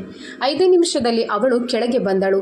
ಸಾಧಾರಣ ಸೂಟ್, ಕಟ್ಟಿದ ಕೂದಲು, ಕಣ್ಣುಗಳಲ್ಲಿ ಅದೇ ಹಳೆಯ ತೇಜಸ್ಸು. ನನ್ನನ್ನು ನೋಡಿದ ತಕ್ಷಣ ಅಂದಳು, ಏನಾಯ್ತು? ಮುಖ ಯಾಕೆ ಹೀಗಿದೆ? ನಾನು ರಸ್ತೆಯಲ್ಲೇ ಎಲ್ಲವನ್ನೂ ಹೇಳಲಿಲ್ಲ. ಮೇಲೆ ಅವಳ ಮನೆಯಲ್ಲಿ ಕುಳಿತು ಚಹಾದ ಒಂದು ಸಿಪ್ ಕುಡಿದ ನಂತರ ಪೂರ್ತಿ ವಿಷಯವನ್ನು ತಿಳಿಸಿದೆ. ರೋಹನ್ ಮಾತುಗಳು, ಮೀರಾಳ ನಡವಳಿಕೆ, ಬ್ಯಾಂಕ್ನ ಮ್ಯಾಂಡೇಟ್ ಮತ್ತು ಅನನ್ಯಾಳ ಹೆಸರು. ನೀರಜಾ ಮಧ್ಯದಲ್ಲಿ ಅಡ್ಡಿಪಡಿಸದೆ ಎಲ್ಲವನ್ನೂ ಕೇಳಿಸಿಕೊಂಡಳು. ನಂತರ ಚಹಾದ ಕಪ್ ಕೆಳಗಿಟ್ಟು ಒಂದು ನೇರವಾದ ಪ್ರಶ್ನೆ ಕೇಳಿದಳು, ನಿನ್ನ ಬಳಿ ಸಾಕ್ಷಿಗಳು ಏನೇನಿದೆ? ನಾನು ಮೊಬೈಲ್ ತೆಗೆದೆ. ಸ್ಕ್ರೀನ್ ಶಾಟ್ಗಳು, ರೆಫರೆನ್ಸ್ ನಂಬರ್ ಮತ್ತು ಈಗಷ್ಟೇ ಬಂದಿದ್ದ ಆದಿತ್ಯನ ಮೇಲ್ ತೋರಿಸಿದೆ.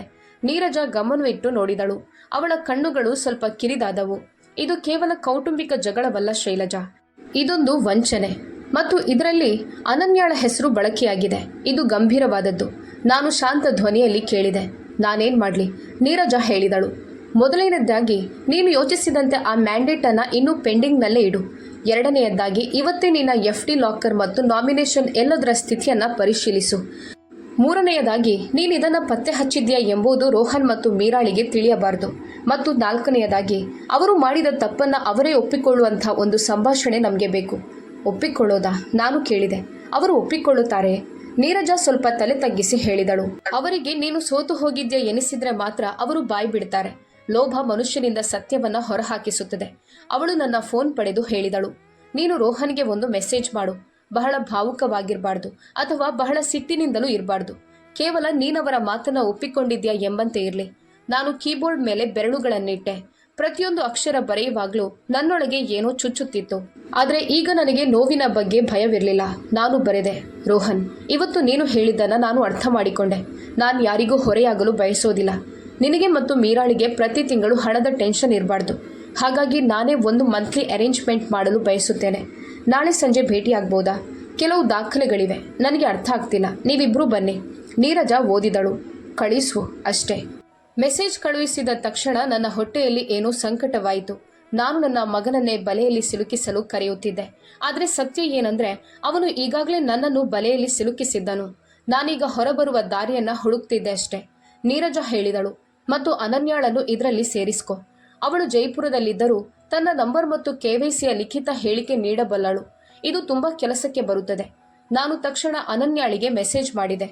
ನಾಳೆ ಬ್ಯಾಂಕಿಗೆ ಹೋಗಿ ಸಿಮ್ ವಿಷಯವನ್ನ ಲಿಖಿತವಾಗಿ ಪಡೆದುಕೋ ಮತ್ತು ನೀನು ಯಾವುದೇ ಅಪ್ರೂವಲ್ ನೀಡಿಲ್ಲ ಅಂತ ನನಗೆ ಒಂದು ಮೇಲ್ ಕಳುಹಿಸು. ಅನನ್ಯ ತಕ್ಷಣ ಉತ್ತರಿಸಿದಳು. ಸರಿ ಅಮ್ಮ, ಈಗಲೇ ಮಾಡುತ್ತೇನೆ. ನೀರಜಾ ಮುಂದುವರಿಸಿ ಹೇಳಿದಳು. ಈಗ ಕೇಳು, ನಾಳೆ ರೋಹನ್ ಮೀರಾ ಬಂದಾಗ ನೀನು ನೇರವಾಗಿ ಮ್ಯಾಂಡೇಟ್ ಬಗ್ಗೆ ಮಾತನಾಡಬೇಡ. ಮೊದಲು ಅವರಿಗೆ ನಾನು ನಿರ್ಧರಿಸಿದ್ದೇನೆ, ನಿಮಗೆ ಪ್ರತಿ ತಿಂಗಳು ಹಣ ನೀಡುತ್ತೇನೆ, ನನಗೆ ಅದರ ವಿಧಾನ ತಿಳಿಸಿಕೊಡಿ ಅಂತ ಹೇಳು. ಅವರು ಉತ್ಸಾಹಗೊಂಡ ತಕ್ಷಣ ಅವರೇ ಕೇಳ್ತಾರೆ, ಮ್ಯಾಂಡೇಟ್ ಸೆಟ್ ಮಾಡಿದೀರಾ ಅಥವಾ ಆಟೋ ಪೇ ಮಾಡಬೇಕಾ ಎಂದು. ಅಲ್ಲೇ ನೀನು ಅವರ ಬಾಯಿಂದಲೇ ಸತ್ಯ ಹೊರಹಾಕಿಸಬೇಕು. ನನ್ನ ಕೈಗಳು ತಣ್ಣಗಾದವು. ಒಂದು ವೇಳೆ ಅವರು ಹೇಳದಿದ್ದರೆ? ನೀರಜಾ ನಕ್ಕು ಹೇಳಿದಳು. ಹೇಳುತ್ತಾರೆ. ಇಂತಹ ಜನರು ತಾವು ಗೆದ್ದಿದ್ದೇವೆ ಎಂದುಕೊಂಡಾಗ ತಮ್ಮ ಚಾಲಾಕಿತನದ ಬಗ್ಗೆ ಹೆಮ್ಮೆ ಪಡತೊಡಗುತ್ತಾರೆ. ನಾನು ರಾತ್ರಿ ನನ್ನ ಕೋಣೆಗೆ ಮರಳಿದಾಗ ಆಕಾಶ ತಿಳಿಯಾಗುತ್ತಿತ್ತು. ಮಳೆ ನಿಂತಿರಲಿಲ್ಲ, ಸ್ವಲ್ಪ ಕಡಿಮೆಯಾಗಿತ್ತು. ಕೋಣೆಯಲ್ಲಿ ಇನ್ನೂ ತೇವದ ವಾಸನೆ ಇತ್ತು. ಆದರೆ ನನ್ನೊಳಗಿದ್ದ ಮಂಜು ಸ್ವಲ್ಪ ಸರಿದಿತ್ತು. ನಾನು ಮೊದಲು ನನ್ನ ಡಬ್ಬಿ ತೆರೆದೆ. ಲಾಕರ್ ಕೀಲಿ ಅಲ್ಲೇ ಇತ್ತು, ಫೈಲ್ ಅಲ್ಲೇ ಇತ್ತು. ಆದರೆ ಈಗ ನಾನು ಆ ಫೈಲನ್ನು ಕೇವಲ ಕಾಗದ ಎಂದು ಭಾವಿಸುತ್ತಿರಲಿಲ್ಲ. ಅದು ನನ್ನ ಗುರಾಣಿ ಮತ್ತು ಆಯುಧವಾಗಿತ್ತು. ನಾನು ಬ್ಯಾಂಕ್ ಆ್ಯಪ್ನಲ್ಲಿ ನನ್ನ FD ಸೆಕ್ಷನ್ ತೆರೆದೆ, ಬ್ಯಾಲೆನ್ಸ್ ನೋಡಿದೆ, ಎಲ್ಲವೂ ಸರಿ ಇತ್ತು. ಆದರೆ ಒಂದು ವಿಷಯ ವಿಚಿತ್ರವಾಗಿತ್ತು. ಲಾಸ್ಟ್ ಆಕ್ಟಿವಿಟಿ ರಿಕ್ವೆಸ್ಟ್ ಇನಿಷಿಯೇಟೆಡ್ ಎಂದು ಬರೆದಿತ್ತು ಮತ್ತು ಅದರ ಕೆಳಗಿನ ದಿನಾಂಕ ಇವತ್ತಿನದ್ದೇ ಆಗಿತ್ತು. ನನ್ನ ಹೃದಯ ಧಕ್ಕೆಂದಿತು. ನಾನೇನು ತಪ್ಪು ಓದುತ್ತಿದ್ದೇನೆ ಎಂದುಕೊಂಡು ಮತ್ತೆ ನೋಡಿದೆ. ಅದೇ ಸಾಲಿತ್ತು. ನಾನು ತಕ್ಷಣ ಆದಿತ್ಯನಿಗೆ ಕರೆ ಮಾಡಿದೆ. ಅವನು ಫೋನ್ ಎತ್ತಿದನು. ಹೇಳಿ ಮೇಡಮ್. ಆದಿತ್ಯರವರೇ, ನಾನು ಕೇಳಿದೆ, ನನ್ನ FDಯಲ್ಲಿ ರಿಕ್ವೆಸ್ಟ್ ಇನಿಷಿಯೇಟೆಡ್ ಎಂದು ಏಕೆ ತೋರಿಸ್ತಿದೆ? ಅವನು ತಕ್ಷಣ ಕಂಪ್ಯೂಟರ್ನಲ್ಲಿ ಏನೋ ಚೆಕ್ ಮಾಡಿದನು. ಕೆಲವು ಸೆಕೆಂಡುಗಳ ಮೌನ. ನಂತರ ಅವನ ಧ್ವನಿ ಮಂದವಾಯಿತು. ಮೇಡಮ್, ಈಗಷ್ಟೇ ಒಂದು ಪ್ರೀಮೆಚ್ಯೂರ್ ಕ್ಲೋಸರ್ನ ಆನ್ಲೈನ್ ವಿನಂತಿ ಬಂದಿದೆ. ನನ್ನ ಕಿವಿಗಳು ಕೆಂಪಾದವು. ಯಾರು ಮಾಡಿದ್ದು? ಆದಿತ್ಯ ಉಸಿರು ತೆಗೆದುಕೊಂಡು ಹೇಳಿದನು. ಮೇಡಮ್, ರಿಕ್ವೆಸ್ಟ್ ಮಾಡಿರುವ ಲಾಗಿನ್ನಲ್ಲಿ ರೋಹನ್ ಅವರ ಹೆಸರಿಲ್ಲ. ನನ್ನ ಬಾಯಿಂದ ಕೇವಲ ಒಂದು ಶಬ್ದ ಹೊರಬಂತು. ಹಾಗಾದ್ರೆ? ಅವನು ಹೇಳಿದನು. ಮೇಡಮ್, ರಿಕ್ವೆಸ್ಟ್ ಅನನ್ಯ ವರ್ಮಾ ಪ್ರೊಫೈಲ್ನಿಂದ ಬಂದಿದೆ ಮತ್ತು ಈ ಬಾರಿ ಸ್ಟೇಟಸ್ ಪ್ರೊಸೆಸಿಂಗ್ ಹಂತಕ್ಕೆ ಹೋಗಿದೆ. ನನ್ನ ದೇಹದಲ್ಲಿ ರಕ್ತ ಹೆಪ್ಪುಗಟ್ಟಿದಂತಾಯಿತು. ಮ್ಯಾಂಡೇಟ್ ಪೆಂಡಿಂಗ್ ಇದ್ದ ಕಾರ್ಡ ಬಚಾವಾಗಿತ್ತು, ಆದರೆ FD ರಿಕ್ವೆಸ್ಟ್ ಪ್ರೊಸೆಸಿಂಗ್ಗೆ ಹೋಗಿತ್ತು. ನಾನು ಮೆಲ್ಲಗೆ ಕೇಳಿದೆ, ಆ ಹಣ ಎಲ್ಲಿಗೆ ಹೋಗುತ್ತದೆ? ಆದಿತ್ಯ ಹೇಳಿದನು. ಮೇಡಮ್, ಲಿಂಕ್ ಆಗಿರುವ ಅಕೌಂಟ್ ರೋಹನ್ ಮೀರಾ ಅವರದ್ದು ಅಲ್ಲ. ಇದು ಯಾವುದೋ 3ನೇ ಖಾತೆಗೆ ಟ್ರಾನ್ಸ್ಫರ್ ಆಗುವಂತೆ ಸೆಟ್ ಆಗಿದೆ. ನನ್ನ ಕಣ್ಣುಗಳು ಅರಳಿದವು. 3ನೇ ಖಾತೆ, 3ನೇ ವ್ಯಕ್ತಿ, 3ನೇ ಸಂಚು. ನಾನು ಬಹಳ ನಿಧಾನವಾಗಿ ಕೇಳಿದೆ, ಆ ಖಾತೆಯ ಹೆಸರೇನು? ಆದಿತ್ಯ ಏನೋ ಹೇಳುವಷ್ಟರಲ್ಲಿ ಫೋನ್ನಲ್ಲಿ ಕಿರಿಕಿರಿ ಶಬ್ದವಾಯಿತು. ಅವನು ಬೇಗನೆ ಹೇಳಿದನು. ಮೇಡಮ್, ನಾನೀಗ ಪೂರ್ತಿ ಹೆಸರನ್ನ ಫೋನ್ನಲ್ಲಿ ಹೇಳಲು ಸಾಧ್ಯ ಇಲ್ಲ. ಆದರೆ ನೀವು ಅರ್ಥ ಮಾಡ್ಕೊಳ್ಳಿ, ಈ ವಿಷಯ ಈಗ ಕೇವಲ ಕುಟುಂಬಕ್ಕೆ ಸೀಮಿತವಾಗಿಲ್ಲ. ನನ್ನ ಕೈಯಿಂದ ಮೊಬೈಲ್ ಕೆಳಗೆ ಬೀಳುವುದರಲ್ಲೇ ಇತ್ತು. ನನ್ನ ಮೆದುಳಿನಲ್ಲಿ ಒಂದೇ ವಿಷಯ ಓಡುತ್ತಿತ್ತು. ರೋಹನ್ ಮತ್ತು ಮೀರಾ ನನ್ನನ್ನು ಮನೆಯಿಂದ ಹೊರಹಾಕಿದ್ರು, ಮ್ಯಾಂಡೇಟ್ ಸೆಟ್ ಮಾಡಿದ್ರು, ಮತ್ತೀಗ ನನ್ನ FDಯನ್ನು ಯಾವುದೋ 3ನೇ ಖಾತೆಗೆ ವರ್ಗಾಯಿಸಲು ಪ್ರಯತ್ನಿಸುತ್ತಿದ್ದಾರೆ. ಮತ್ತು ಅತ್ಯಂತ ಭಯಾನಕ ವಿಷಯವೆಂದರೆ ಎಲ್ಲೆಡೆ ಅನನ್ಯಾಳ ಹೆಸರನ್ನ ಬಳಸಲಾಗುತ್ತಿತ್ತು. ನಾನು ಫೋನ್ ಗಟ್ಟಿಯಾಗಿ ಹಿಡಿದು ಆದಿತ್ಯನಿಗೆ ಇಷ್ಟೇ ಹೇಳಿದೆ. ಆದಿತ್ಯರವರೇ, ಆ ರಿಕ್ವೆಸ್ಟನ್ನು ಹೇಗಾದರೂ ಮಾಡಿ ಈಗಲೇ ತಡೆಯಿರಿ. ನಾನು ನಾಳೆ ಬೆಳಗ್ಗೆ ಬ್ರಾಂಚ್ಗೆ ಬರುತ್ತೇನೆ. ಆದಿತ್ಯ ಹೇಳಿದನು. ಮೇಡಮ್, ನಾನು ಪ್ರಯತ್ನಿಸುತ್ತೇನೆ, ಆದರೆ ವೆರಿಫಿಕೇಶನ್ ಪೂರ್ಣಗೊಂಡರೆ? ಅವನು ವಾಕ್ಯ ಪೂರ್ತಿ ಮಾಡಲಿಲ್ಲ. ಆದರೆ ಅದರ ಅರ್ಥ ನನಗೆ ತಿಳಿಯಿತು. ಒಂದು ವೇಳೆ ತಡವಾದರೆ ಹಣ ಹೊರಟು ಹೋಗುತ್ತದೆ. ನಾನು ಕಿಟಕಿಯಿಂದ ಹೊರಗೆ ನೋಡಿದೆ. ಗಲ್ಲಿಯಲ್ಲಿ ನೀರು ಹರಿಯುತ್ತಿತ್ತು. ಎಲ್ಲೋ ನಾಯಿ ಬೊಗಳುತ್ತಿತ್ತು ಮತ್ತು ನನ್ನ ಕೋಣೆಯ ಗೋಡೆ ಗಡಿಯಾರದ ಟಿಕ್ ಟಿಕ್ ಶಬ್ದ ಇದ್ದಕ್ಕಿದ್ದಂತೆ ಬಹಳ ಜೋರಾಗಿ ಕೇಳಿಸತೊಡಗಿತು. ನಾಳೆ ಸಂಜೆ ರೋಹನ್ ಮೀರಾ ಅವರನ್ನ ಕರೆಯುವ ಬಲೆ ಮತ್ತು ಬೆಳಗ್ಗೆ ಬ್ಯಾಂಕ್ನಲ್ಲಿ FD ತಡೆಯುವ ಓಟ ಎರಡೂ ಒಟ್ಟಿಗೆ ಇದ್ದವು. ನಾನು ನನಗೆ ನಾನೇ ಹೇಳಿಕೊಂಡೆ, ಇನ್ನು ಮುಂದೆ ಏನೇ ಆದರೂ ನಾನೊಬ್ಬಳೇ ಹೋರಾಡೋದಿಲ್ಲ. ಸಾಕ್ಷಿಗಳೊಂದಿಗೆ ಹೋರಾಡುತ್ತೇನೆ, ದಾಖಲೆಗಳೊಂದಿಗೆ ಹೋರಾಡುತ್ತೇನೆ ಮತ್ತು ಅಗತ್ಯ ಬಿದ್ದರೆ ಕಾನೂನಿನೊಂದಿಗೆ ಹೋರಾಡುತ್ತೇನೆ. ಅದೇ ಕ್ಷಣದಲ್ಲಿ ನನ್ನ ಫೋನ್ನಲ್ಲಿ ಹೊಸ ಮೆಸೇಜ್ ಮಿನುಗಿತ್ತು.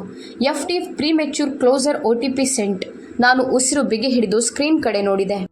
ಯಾಕಂದರೆ ಈಗ ಮುಂದಿನ OTP ಯಾರ ಫೋನ್ಗೆ ಹೋಗುತ್ತದೆ ಎಂಬುದು ನನ್ನ ಮುಂದಿನ ಹೆಜ್ಜೆ ಏನಾಗಿರಲಿದೆ ಎಂಬುದನ್ನು ನಿರ್ಧರಿಸುತ್ತಿತ್ತು. FD premature closure OTP sent. ನನ್ನ ಎದುರು ಸ್ಕ್ರೀನ್ ಹೊಳೆಯುತ್ತಿತ್ತು ಮತ್ತು ನನ್ನ ಉಸಿರು ಗಂಟಲಲ್ಲೇ ಸಿಕ್ಕಿ ಹಾಕಿಕೊಂಡಿತ್ತು. ಆ OTP ತಪ್ಪು ಕೈಗಳಿಗೆ ಸೇರಿದರೆ ಬರೀ ಹಣವಷ್ಟೇ ಹೋಗೋದಿಲ್ಲ ಎಂಬುದು ನನಗೆ ತಿಳಿದಿತ್ತು. ನನ್ನ ಹೆಸರು, ನನ್ನ ಗುರುತು ಮತ್ತು ನನ್ನ ಕೊನೆಯ ಸುರಕ್ಷತೆಯು ಹೋಗುತ್ತಿತ್ತು. ನಾನು ಸಮಯ ವ್ಯರ್ಥ ಮಾಡದೆ ಅನನ್ಯಾಳಿಗೆ ಕರೆ ಮಾಡಿದೆ. ಮೊದಲ ರಿಂಗ್ಗೆ ಅವಳು ಫೋನ್ ಎತ್ತಿದಳು. ಅವಳಿಗೂ ಯಾವುದೋ ಅಪಾಯದ ಸುಳಿವು ಸಿಕ್ಕಂತೆ. ಅಮ್ಮ, ಈಗಷ್ಟೇ ನನ್ನ ಫೋನ್ಗೆ OTP ಬಂದಿದೆ. ಅವಳ ಧ್ವನಿ ನಡುಗುತ್ತಿತ್ತು. ಆದರೆ ಅಮ್ಮ, ಇದು ವಿಚಿತ್ರವಾಗಿದೆ. ನನ್ನ ಫೋನ್ನಲ್ಲಿ ಈಗಷ್ಟೇ ನೆಟ್ವರ್ಕ್ ಹೋಗಿತ್ತು, ಆಮೇಲೆ ಬಂತು ಮತ್ತು ಮೆಸೇಜ್ ಕೂಡ ಬಂತು. ಆದರೆ ಫೋನ್ ನನ್ನ ಕೈಯಲ್ಲೇ ಇದೆ. ನನ್ನ ಮೆದುಳಿನಲ್ಲಿ ಒಂದೇ ಶಬ್ದ ಮಿನುಗಿತ್ತು, ಸಿಮ್.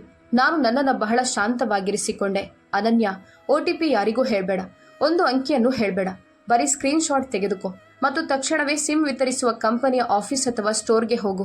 ಈಗ ರಾತ್ರಿಯಾಗಿದ್ದರೂ ಪರವಾಗಿಲ್ಲ, ಅಲ್ಲಿಗೆ ಹೋಗಿ ಲಿಖಿತವಾಗಿ ಕೇಳು, ನನ್ನ ನಂಬರ್ ಮೇಲೆ ಯಾವುದಾದ್ರೂ ಡೂಪ್ಲಿಕೇಟ್ ಅಥವಾ ಸಿಮ್ ಸ್ವ್ಯಾಪ್ ರಿಕ್ವೆಸ್ಟ್ ಆಗಿದ್ಯಾ ಅಂತ. ಅವಳು ಗಾಬರಿಯಾಗಿದ್ದಳು. ಆದರೂ ತಕ್ಷಣ ಹೌದು ಅಮ್ಮ, ಈಗಲೇ ಹೋಗುತ್ತಿದ್ದೇನೆ ಎಂದಳು. ಫೋನ್ ಕಟ್ ಮಾಡಿದ ತಕ್ಷಣ ನಾನು ಆದಿತ್ಯನಿಗೆ ಕರೆ ಮಾಡಿದೆ. ಅವನು ಫೋನ್ ಎತ್ತಿದಾಗ ನನ್ನ ಧ್ವನಿ ಕೇಳಿಯೇ ಸಮಯ ಮುಗಿಯುತ್ತಿದೆ ಎಂಬುದು ಅವನಿಗೆ ಅರ್ಥವಾಯಿತು. ಆದಿತ್ಯರವರೇ, OTP ಅನನ್ಯಾಳ ನಂಬರ್ಗೆ ಹೋಗಿದೆ. ಈಗಷ್ಟೇ ಯಾವುದೋ ರಿಕ್ವೆಸ್ಟ್ ಪ್ರೊಸೆಸಿಂಗ್ನಲ್ಲಿದೆ. ನೀವು ತಕ್ಷಣ FD ಪ್ರೊಸೆಸ್ ತಡೆಯಿರಿ. ಅವನು ಕಂಪ್ಯೂಟರ್ನಲ್ಲಿ ಏನೋ ಮಾಡಿದನು. ಅವನ ಕ್ಯಾಬಿನ್ನಿಂದ ಕೀಬೋರ್ಡ್ನ ಲಘು ಶಬ್ದ ನನ್ನ ಕಿವಿಗೆ ಬೀಳುತ್ತಿತ್ತು. ನಂತರ ಅವನು ಹೇಳಿದನು, ಮೇಡಮ್, ನಾನು ಹಾರ್ಡ್ ಹೋಲ್ಡ್ ರಿಕ್ವೆಸ್ಟ್ ಹಾಕ್ತಿದ್ದೇನೆ. ಆದರೆ ಬ್ಯಾಂಕಿಗೆ ಒಂದು ಕಾರಣ ಬೇಕು, ಫ್ರಾಡ್ ಸಸ್ಪೆಷನ್ ಅಥವಾ KYC ಮಿಸ್ಮ್ಯಾಚ್. ನಿಮ್ಮ ಬಳಿ ಈಗ ಏನಾದರೂ ಲಿಖಿತವಾಗಿದೆಯೇ? ನನ್ನ ಹಸ್ತಗಳು ಬೆವರಿನಿಂದ ತುಂಬಿದ್ದವು. ಲಿಖಿತವಾಗಿ ಈಗ ಇಲ್ಲ, ಆದರೆ ಅನನ್ಯ ಈಗ ಸಿಮ್ ಬಗ್ಗೆ ಲಿಖಿತವಾಗಿ ಪಡೆಯುತ್ತಿದ್ದಾಳೆ ಮತ್ತು ನನ್ನ ಬಳಿ ಮ್ಯಾಂಡೇಟ್ನ ಸ್ಕ್ರೀನ್ ಶಾಟ್ಗಳಿವೆ. ಆಡಿಟ್ ಟ್ರಯಲ್ ಇದೆ. ಸರಿ ಎಂದವನು, ನೀವು ತಕ್ಷಣ ಅದೇ ಟ್ರಯಲ್ನ ಮೇಲ್ ನನ್ನ ಅಫಿಷಿಯಲ್ ಐಡಿಗೆ ಫಾರ್ವರ್ಡ್ ಮಾಡಿ ಮತ್ತು ಒಂದು ಸಾಲು ಬರೆಯಿರಿ, I suspect identity misuse, please place temporary hold. ಇದರಿಂದ ನಾನು ಪ್ರೊಸೆಸ್ ತಡೆಯಬಹುದು. ಆದರೆ ಮೇಡಮ್, ನೀವು ಬೆಳಗ್ಗೆ ಬ್ರಾಂಚ್ಗೆ ಬರಲೇಬೇಕು. ಬರುತ್ತೇನೆ ಅಂದೆ ನಾನು. ಬೆಳಗ್ಗೆ ಅಲ್ಲ, ನಾನು ಈಗಲೇ ಹೊರಡುತ್ತಿದ್ದೇನೆ. ನಾನು ನನ್ನ ದುಪ್ಪಟ್ಟ ಸರಿಪಡಿಸಿಕೊಂಡು ಬ್ಯಾಗ್ ಎತ್ತಿಕೊಂಡು ಕೋಣೆಗೆ ಬೀಗ ಹಾಕಿದೆ. ಹೊರಗಿನ ಗಾಳಿಯಲ್ಲಿ ತೇವವಿತ್ತು. ರಸ್ತೆಯ ಮೇಲೆ ನೀರು ಹೊಳೆಯುತ್ತಿತ್ತು. ಆಟೋದಲ್ಲಿ ಕುಳಿದು ಮೊದಲ ಬಾರಿಗೆ ಅನುಭವಿಸಿದೆ. ಭಯ ನನ್ನೊಳಗಿದೆ, ಆದರೆ ಅದೀಗ ನನ್ನನ್ನು ತಡೆಯುತ್ತಿಲ್ಲ. ಅದು ನನ್ನನ್ನು ಓಡಿಸುತ್ತಿದೆ. ಬ್ಯಾಂಕ್ನ ಹೊರಗೆ ರಾತ್ರಿಯ ನೀರವತೆ ಇತ್ತು. ಗಾರ್ಡ್ ನನ್ನನ್ನು ಗುರುತಿಸುತ್ತಿದ್ದನು. ಮೇಡಮ್, ಇಷ್ಟು ರಾತ್ರಿಯಲ್ಲಿ ಎಂದು ಕೇಳಿದನು. ನಾನು ತುರ್ತು ಕೆಲಸವಿದೆ ಅಂತ ಮಾತ್ರ ಹೇಳಿದೆ. ಒಳಗೆ ಎಂಟ್ರಿ ಇರಲಿಲ್ಲ. ಆದರೆ ಆದಿತ್ಯ ನನ್ನನ್ನು ಸೈಡ್ನಲ್ಲಿದ್ದ ಸಿಬ್ಬಂದಿ ಏರಿಯಾದಲ್ಲಿ ಕೂರಿಸಿಕೊಂಡನು. ಅವನ ಮುಖದಲ್ಲೂ ಒತ್ತಡವಿತ್ತು. ಅವನು ಕಂಪ್ಯೂಟರ್ ಸ್ಕ್ರೀನ್ ನನ್ನ ಕಡೆಗೆ ತಿರುಗಿಸಿದನು. ಮೇಡಮ್, ನಾನು ಹೋಲ್ಡ್ ಮಾಡಿದ್ದೇನೆ. ಈಗ ಪ್ರೊಸೆಸ್ ನಿಂತಿದೆ. ಆದರೆ ಬೆಳಗ್ಗೆಯೊಳಗೆ ನಮಗೆ ಡಾಕ್ಯುಮೆಂಟೇಷನ್ ಬೇಕು. ಇಲ್ಲದಿದ್ದರೆ ಸಿಸ್ಟಮ್ ಮತ್ತೆ ಟ್ರಿಗರ್ ಆಗುತ್ತದೆ. ನಾನು ತಲೆದೂಗಿದೆ. ಸಿಗುತ್ತದೆ, ಅವನು ಮೆಲ್ಲಗೆ ಹೇಳಿದನು. ಮತ್ತೊಂದು ವಿಷಯ, ಯಾವ 3ನೇ ಅಕೌಂಟ್ಗೆ FD ಟ್ರಾನ್ಸ್ಫರ್ ಆಗಬೇಕಿತ್ತೋ ಅದು ಮೆಹ್ತಾ ಎಂಟರ್ಪ್ರೈಸಸ್ ಹೆಸರಿನಲ್ಲಿದೆ. ಅಕೌಂಟ್ ಹೋಲ್ಡರ್ ಸಿಗ್ನೇಚರ್ ಕಾರ್ಪೊರೇಟ್ ಆಗಿದೆ. ಆದರೆ ಲಿಂಕ್ ಆಗಿರುವ ಮೊಬೈಲ್ ಮತ್ತು ಇಮೇಲ್ ನಿಮ್ಮ ಮನೆಯ ಲೊಕೇಶನ್ ಆಸುಪಾಸಿನಿಂದಲೇ ಆಕ್ಟಿವ್ ಆಗಿದೆ. ಮೆಹ್ತಾ, ನನ್ನ ಮೆದುಳಿನಲ್ಲಿ ಒಂದು ಮುಖ ಮಿಂಚಿತು. ಮೀರಾಳ ತಮ್ಮ ಸಮೀರ್ ಮೆಹ್ತಾ. ಯಾವಾಗಲೂ ದೀದಿ ದೀದಿ ಎನ್ನುತ್ತಾ ಸಿಹಿ ಮಾತುಗಳನ್ನಾಡುತ್ತಿದ್ದವನು ಮತ್ತು ಮುಂದಿನ ಕ್ಷಣವೇ ರೋಹನ್ನನ್ನು ಪಕ್ಕಕ್ಕೆ ಕರೆದು ಯಾವುದೋ ಇನ್ವೆಸ್ಟ್ಮೆಂಟ್ ಬಗ್ಗೆ ಮಾತನಾಡುತ್ತಿದ್ದವನು. ನನ್ನೊಳಗೆ ಒಂದು ತಣ್ಣನೆಯ ನಗು ಮೂಡಿತು, ಆದರೆ ಹೊರಗೆ ಏನೂ ಬರಲಿಲ್ಲ. ಹಾಗಾದ್ರೆ ಈ 3ನೇ ವ್ಯಕ್ತಿ ಕುಟುಂಬದ ಒಳಗಿನವನೇ ಆಗಿದ್ದ, ಆದರೆ ಕುಟುಂಬದ ಹೆಸರಿನಲ್ಲಿ ಹೊರಗಿನಿಂದ ಆಟವಾಡಿದ್ದ. ನಾನು ಆದಿತ್ಯನಿಗೆ ಹೇಳಿದೆ, ನೀವು ಬರೀ ಹೋಲ್ಡ್ ಮಾಡಿಡಿ, ಬಾಕ್ಯದ್ದನ್ನ ನಾನು ಸಂಭಾಳಿಸುತ್ತೇನೆ. ಅಲ್ಲೇ ಕುಳಿತು ನೀರಜಾಳಿಗೆ ಕರೆ ಮಾಡಿದೆ.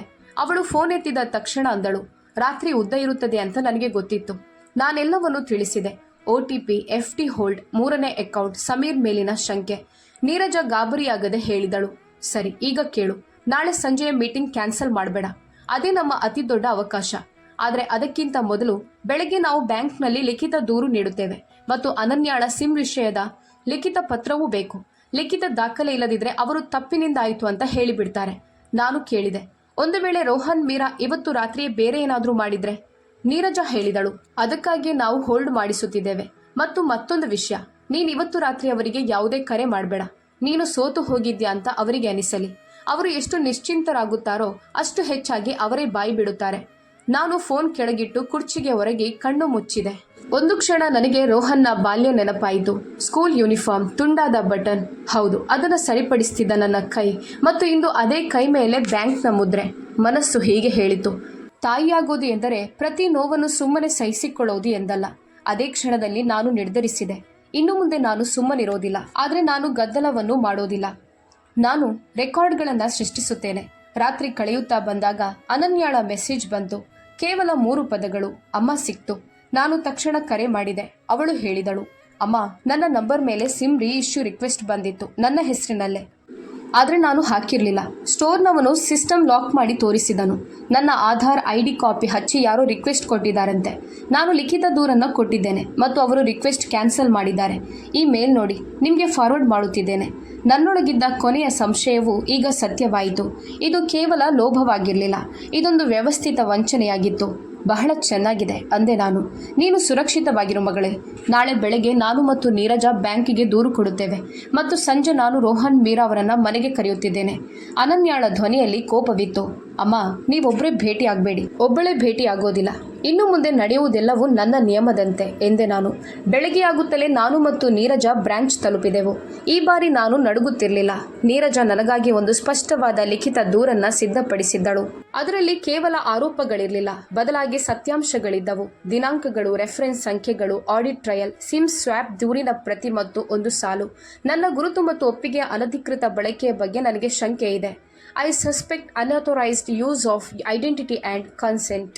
ಆದಿತ್ಯ ಫೈಲ್ ಸ್ವೀಕರಿಸಿದನು. ಅವನ ಮುಖದಲ್ಲಿ ನೆಮ್ಮದಿ ಇತ್ತು. ಈಗ ಸಿಸ್ಟಮ್ಗೆ ಉತ್ತರಿಸಲು ಅವನಿಗೂ ಒಂದು ದಾರಿ ಸಿಕ್ಕಿತ್ತು. ಅವನು ಹೇಳಿದನು, ಮೇಡಮ್, ಹೋಲ್ಡ್ ಈಗ ಗಟ್ಟಿಯಾಗಿದೆ.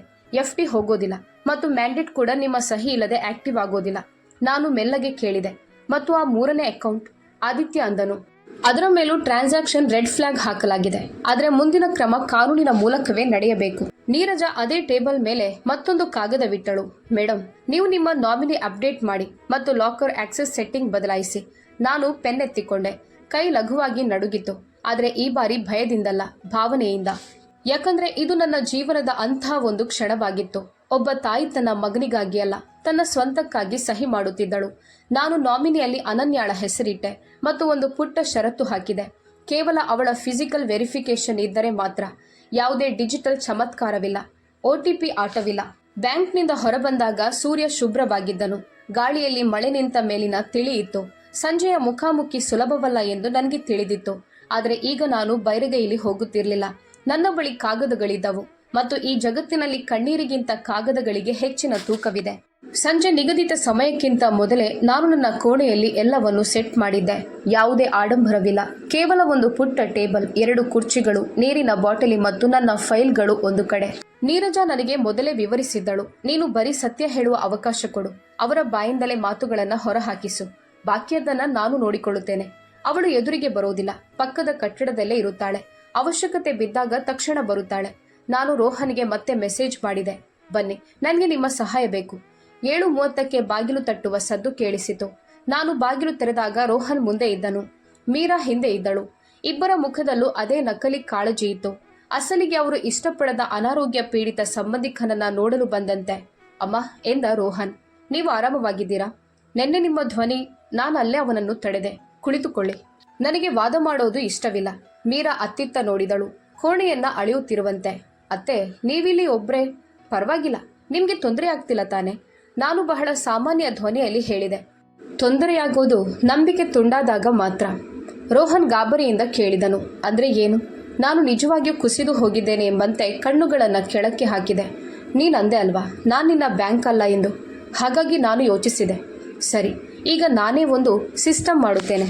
ಪ್ರತಿ ತಿಂಗಳು ನಿಮಗೆ ಹಣ ಸಿಗ್ಲಿ ಮತ್ತು ನೀವು ಖುಷಿಯಾಗಿರಿ. ಬರೀ ನೀನು ನನಗೆ ಆ ವಿಧಾನ ತಿಳಿಸಿಕೊಡು. ಮೀರಾಳ ಕಣ್ಣುಗಳಲ್ಲಿ ಹೊಳಪು ಮೂಡಿತು. ಅವಳು ತಕ್ಷಣ ರೋಹನ್ ಕಡೆ ನೋಡಿದಳು. ನೀರಜ ಹೇಳಿದ್ದ ಅದೇ ಲೋಭ ಇದು.